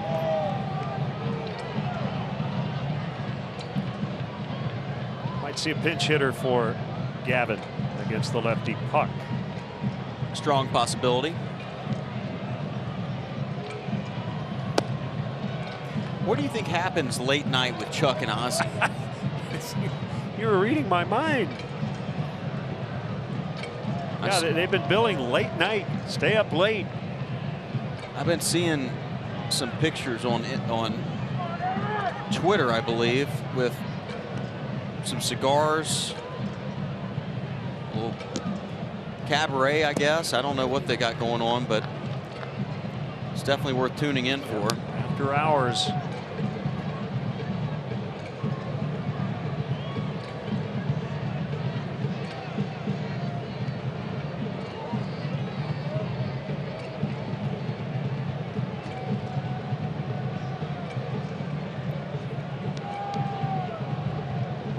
Looking to work a clean 8th. 2-2 on Laureano. Sox have gained 4.5 games in the standings over their last 9. So you'd hate to lose ground tonight. They're going to have to make a big comeback in order to win this one. Agreed. They've made a huge stride, though, in the last 10 days, giving themselves a chance. That's all you can ask for. Nice work, Aaron Bummer. So here we go. Top of the 9th. 3-0 A's.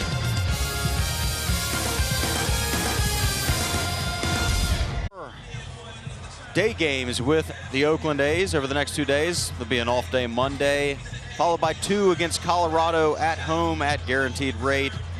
The boys will take off to Cleveland for a makeup game, and then on to Detroit for 3 with the Tigers.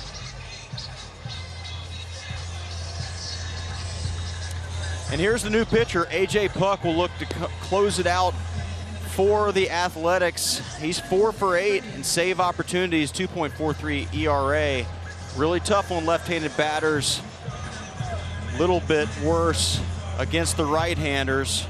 He's 6'7", 250 pounds from Cedar Rapids, Iowa. And unfortunately for him, he went to the University of Florida. Another AJ that likes the Florida Gators. I guess everybody can guess the other AJ that likes the Florida Gators. He's going to feature a 4-seamer, slider, and a sinker. Ball 1 on Abreu.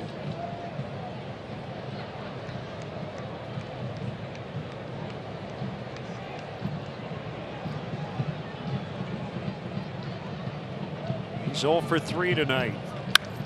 Up the middle, diving stop, Kemp.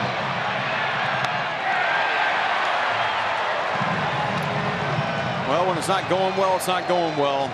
Jose hits a bullet back up the middle, and Tony Kemp, who started the game in left field, lays out to make a diving play against Abreu, throws him out at first, 1 out in the top of the 9th.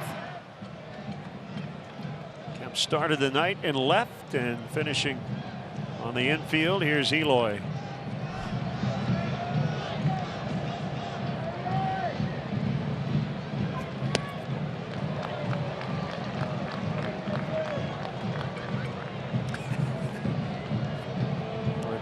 To get one in the back of the helmet, so he waited for Murphy to throw it back to the pitcher. Yaz is on deck to hit for Sheets. Driven out into deep right, and it'll go. They're on the board. He's connected in 3 straight.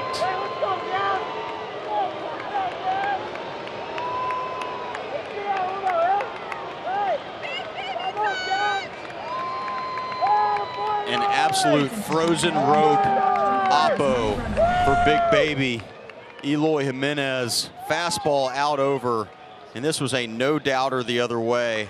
As soon as he got off the bat, he shut down his swing a little bit, went the other way. No doubter off the Budweiser sign out there, right down the line in right field. White Sox still have a little bit of hope. That was our 4th home run replay. Here's Grandal. Batting for Sheets. See if he can get on base. Throw a pinch runner in there and bring the tying run to the plate. Grandal's good at really working in and at bat. He has a lot of walks. He loves to work the count and get a walk, so this would be a good time for it. Which would bring up Pollock, who hammers lefties. Sets up well if Grandal can find a way on. 2-0. Good start here as a right-handed batter. His on-base percentage is .458.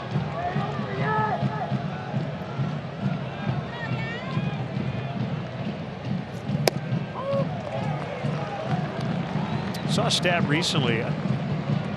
He has swung twice all year at a 2-0 pitch. Like 56, 57 2-0 counts. 2-2.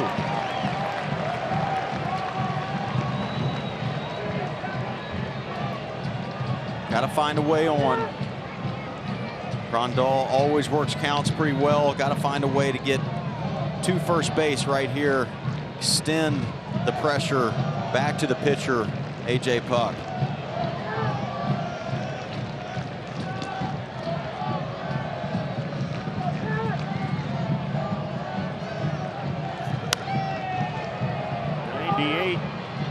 And fouled away.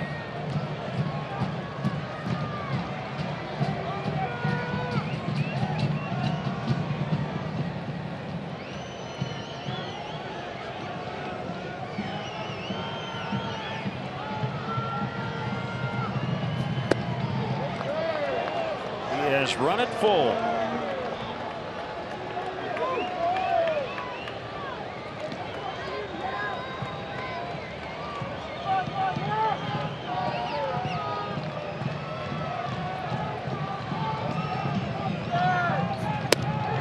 and he walked him. And our plan up here in the booth is working out perfectly. That Sox walk presented by Feldco. I don't think you have to pinch run for him. You can. They will. And It'll they be will. Larry. Yep. Sometimes speed's important. If there was a ball in the 6-hole right here and there was a diving play, somebody that can beat out the throw to second base is important. So they will pinch run Leury Garcia for Grandal, which I think is the right call, even with that run not being super important. The one at the plate is much more important. Let's hope that A.J. Pollock can be the best A.J. right now in a big spot. A.J. Puck beat A.J. Pollock.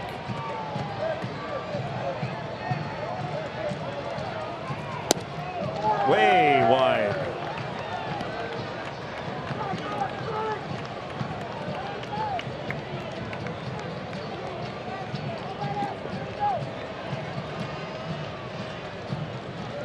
They will hold Garcia at the bag. Keep that double play in order. Pollock with a big hack on a slider down and in. Pretty good pitch, but looked like Pollock was all over it.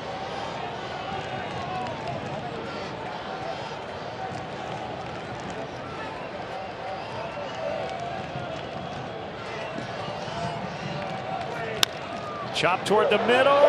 Backhanded play by Kemp. No. And he just got him at first. AJ wants a challenge, and my guess is They're going to get it. Doesn't matter. Yep. Might as well challenge it. My naked eye looked like he was safe.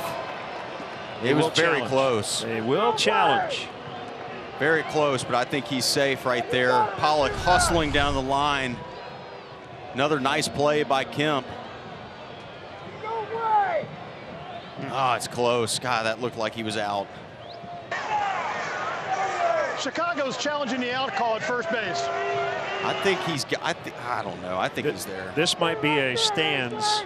It is so close. They might not have a view that shows he absolutely beat it. That's a 50-50 call. The view that they need is the second one we saw. It definitely looked like his foot hits that bag. Right here, it's on the Jumbotron. This one right here. It's very close, but I do think he. Oh gosh. I mean, does he have control of it in the back of his glove right there? Yeah, It's going to stand, that looks unfortunately. like a classic stands to me. I think it's going to stand. Hopefully there's a better view that they've got that we don't, but it looks like that ball hits the back of the mitt just before his foot hits the bag. And at that point, it's all about possession.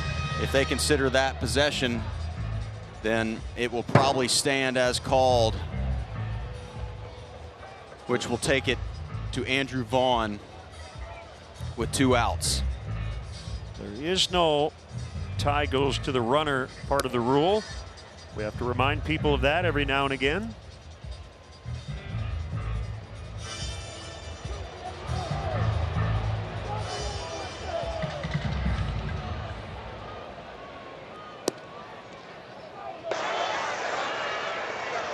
After review, the call in the field stands. Runners out. Chicago loses their challenge for the remainder of the game. If the call had been safe, he would have been safe. Absolutely. There's no way they could have overturned that either way, it seems. White Sox down to their last out. Two big plays by Kemp. Remember, he was in left for most of the night. Well, can Vaughn come through?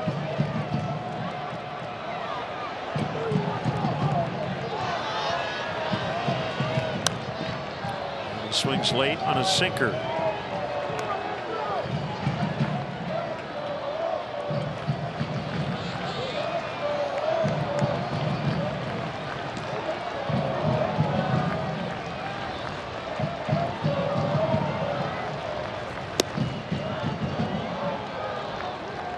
Snag there by Murphy.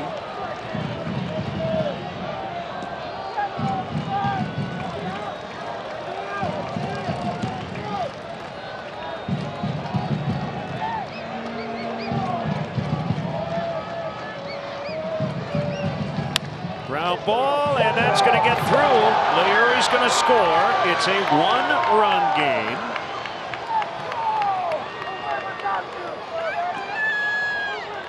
(3-2) here in the ninth, and Adam Engel will come on to run for Vaughn. Andrew Vaughn, good job not trying to do too much. Hits a nice ball up, right back up the middle. Scoots through. Down a run now with a speedy Adam Engel on first base. A lot of hugs and kisses in the dugout. Can Seve Zavala come through with a double to get Engel in the right spot? And the other question is, if the times work out, do you try to steal second base? Absolutely. It just depends on how well Puck can hold runners at first base. And I'm not trying to stereotype, but sometimes big lefties don't hold runners very well, and they have a big leg kick. So if Engel can, I'm sure they want him to give it a shot to get to second base. It's so much easier for the hitter, Seve, to find a way to put something in the outfield for a single than hit a double.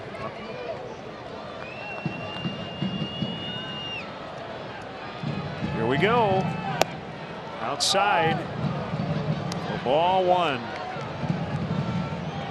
Hopefully the White Sox can come through right here.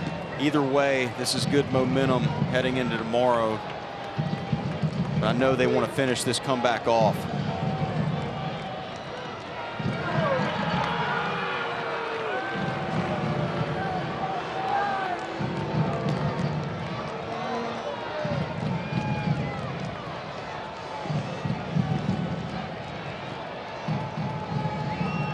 Outfield is in no doubles.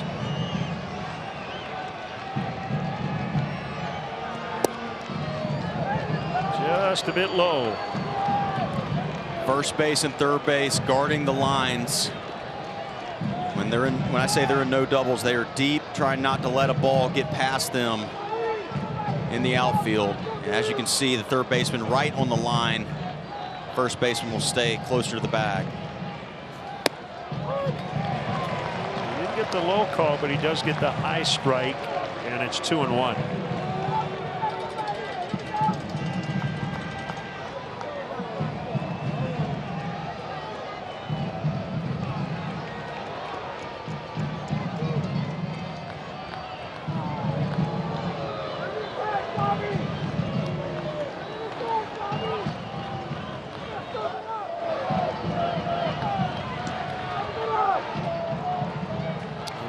You ponder a steal is exactly what you mentioned.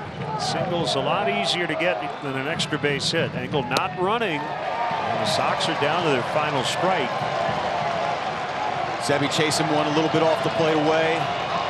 He's trying to collect himself. He just said, come on.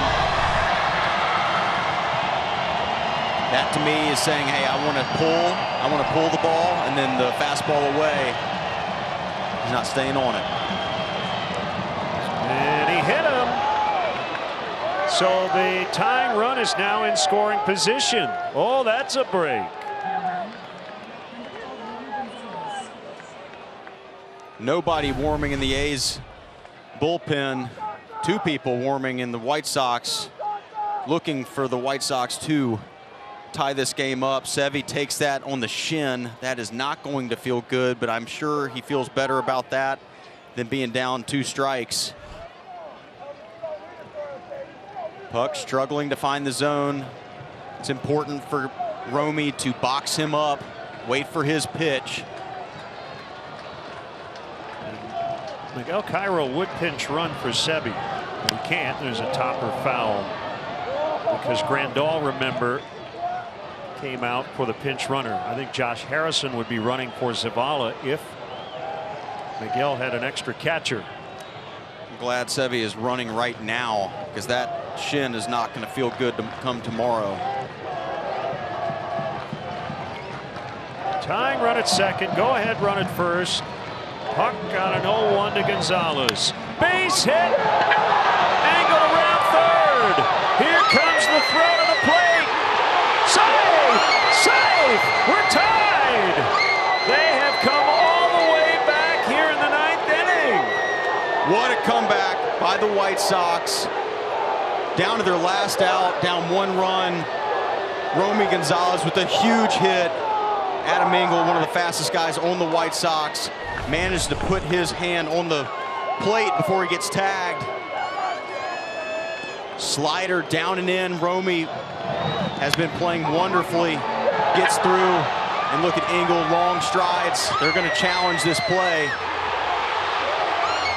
Well, you might as well if you're Mark Kotsay. So let's find out. Safe. Didn't get Wow, him. just got underneath. Possibly a better tag gets him. After review, the call on the field is confirmed. The runner is safe. Oakland loses their challenge for the remainder of the game. Whoa, man, they have come all the way back. And What just happened? Elvis Andrus with a chance to get the lead. Well, left-hander. That's part of it, right? They like hitting off left-handers. The boys do like a lefty. Elvis looking to completely finish off this comeback right here against his old team.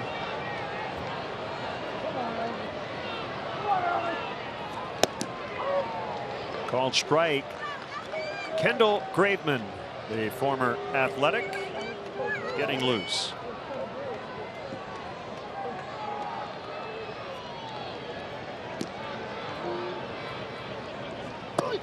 Inside. Look, it's easy to say good job, Joe McEwing, for sending him. If Adam is out on a bang-bang play at the plate, that's a great send.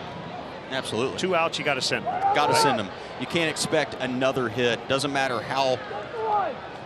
Oh, wow. That is going to give the Sox the lead. 2-run score. Elvis Andrus at second, and the entire team is out of the dugout. And Liam Hendriks is going to head down to the bullpen. Can you believe it? No. The answer is no. They had nothing going on. All of a sudden, the top of the ninth comes. Elvis Andrus finishes off the comeback. Slider, middle of the plate, hammered. Down the left field line. Scored 2, no problem. It's going to be the end of the night for A.J. Puck. Remember, this inning started off with a diving play up the middle. Well, if you tuned us out and you're watching this tomorrow morning, shame on you. And for the rest of you, stay up with us. Pitch for the Athletics, number 50, Domingo Tapia.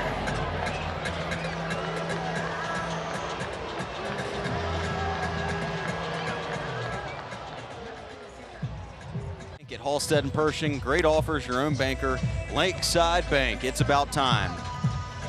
Domingo Tapia will come to the game and try to get another out for the Athletics, who were so close to a win, and the White Sox have just snatched that away from them, at least for the time being. He's got a high ERA. He's a reliever from Santo Domingo, Dominican, 31-year-old, 6'3", 263-pounder. The White Sox have just roared back into this game, going up 5-3, all 5 runs coming in the top of the ninth. Tapia recalled today from Las Vegas. A strike on Moncada. Let's not forget where this started. A diving play up the middle for the first out, and then a no doubt home run by Eloy down the right field line. I mean, so much going on the Grandal walk. Fantastic walk by him, coming cold off the bench, and that's even more impressive in this stadium than it is anywhere else. And I can promise you there's no place for him to warm up. And so for him to come off the bench cold and get on the base is awesome. Elvis just steals a third without a throw. Adam Engel's base running. Vaughn, Gonzalez, Andrus, huge hits.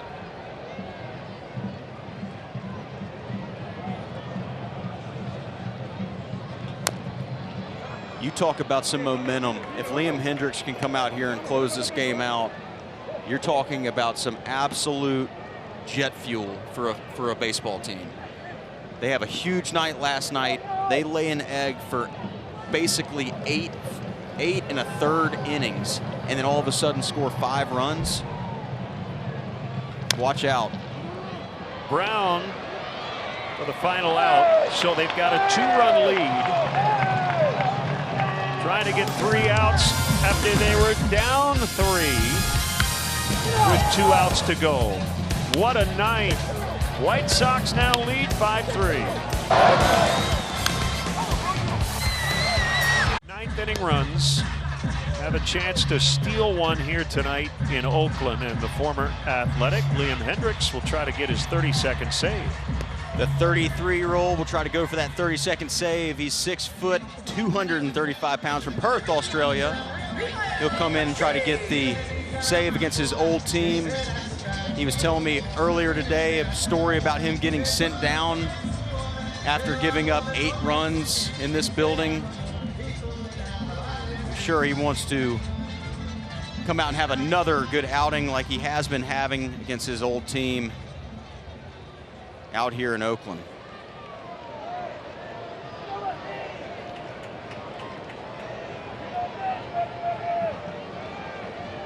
So he'll work to Machine. And he backs him away.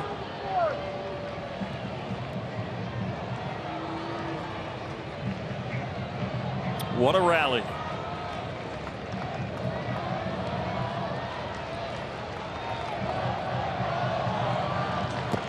New outfield. Pollock now in left, Engel in center, Leury is in right.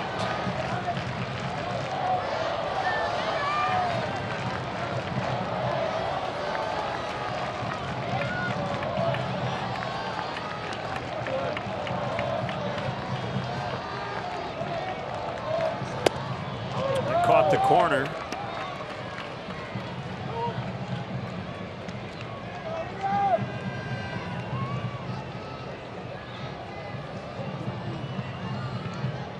Pinder and Langeliers also due for the A's. Inside 3-1. You know, Liam does not want to walk this guy. Got to make him hit his way on after that rally up 2. You don't want to see the tying run at least come to the plate via a walk. Make him hit his way on. Liam knows this better than anybody.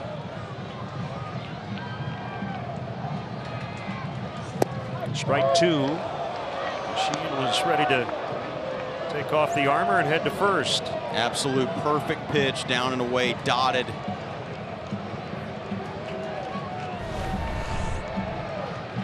Look at that.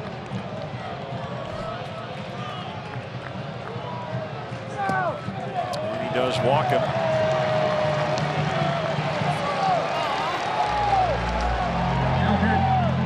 Number 10.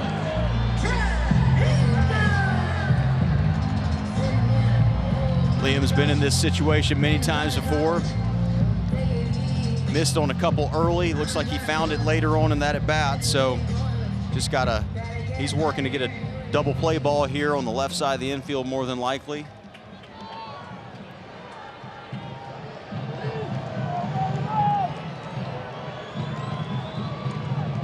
So the tying run at the plate for the A's.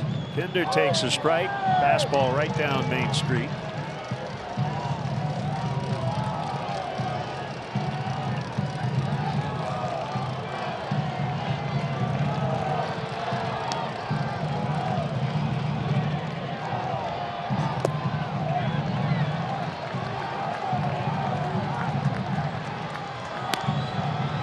Still leads Minnesota. It's 7-4. They're in the bottom of the 8th. Minneapolis.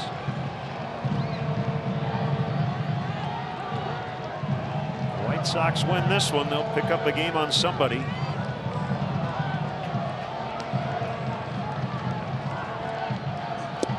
Swing and a miss. 1-2.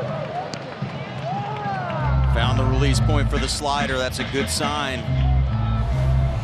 Able to show that he can throw that for a strike, which opens up a lot of doors for him, and he knows it. There's the first out. Perfectly placed slider down and away. Like I just said, he threw that first one for a strike. He knew he had the feel for it, went right back to it. Probably would have been a strike either way without the swing. Perfectly placed for the first out of the bottom of the ninth.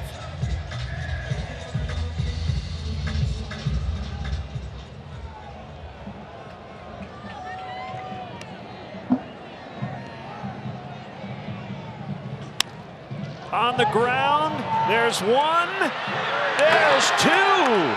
Ball game over. The win of the year for the Chicago White Sox. The White Sox were absolutely dead for 8 innings. They find a way to get 5 runs in the 9th inning to come back, a furious comeback. 5-3 is the final, down 3 runs heading into the 9th. Came all the way back. Here's a look at the double play to end it. What a job by the White Sox. Boy, they are feeling it right now, aren't they? Absolutely. Like I said, this is jet fuel for a ball club, especially in this time of year in a race as tight as they are. This is a huge win and a huge momentum boost for them heading into tomorrow. Hey, Jay Kuda on Twitter let us know Sox are 4-0 when we work together. Oh, here we go. Pressure's on tomorrow, partner. Nice go, work. baby. All right, Late Night with Chuck and Ozzy starts right now.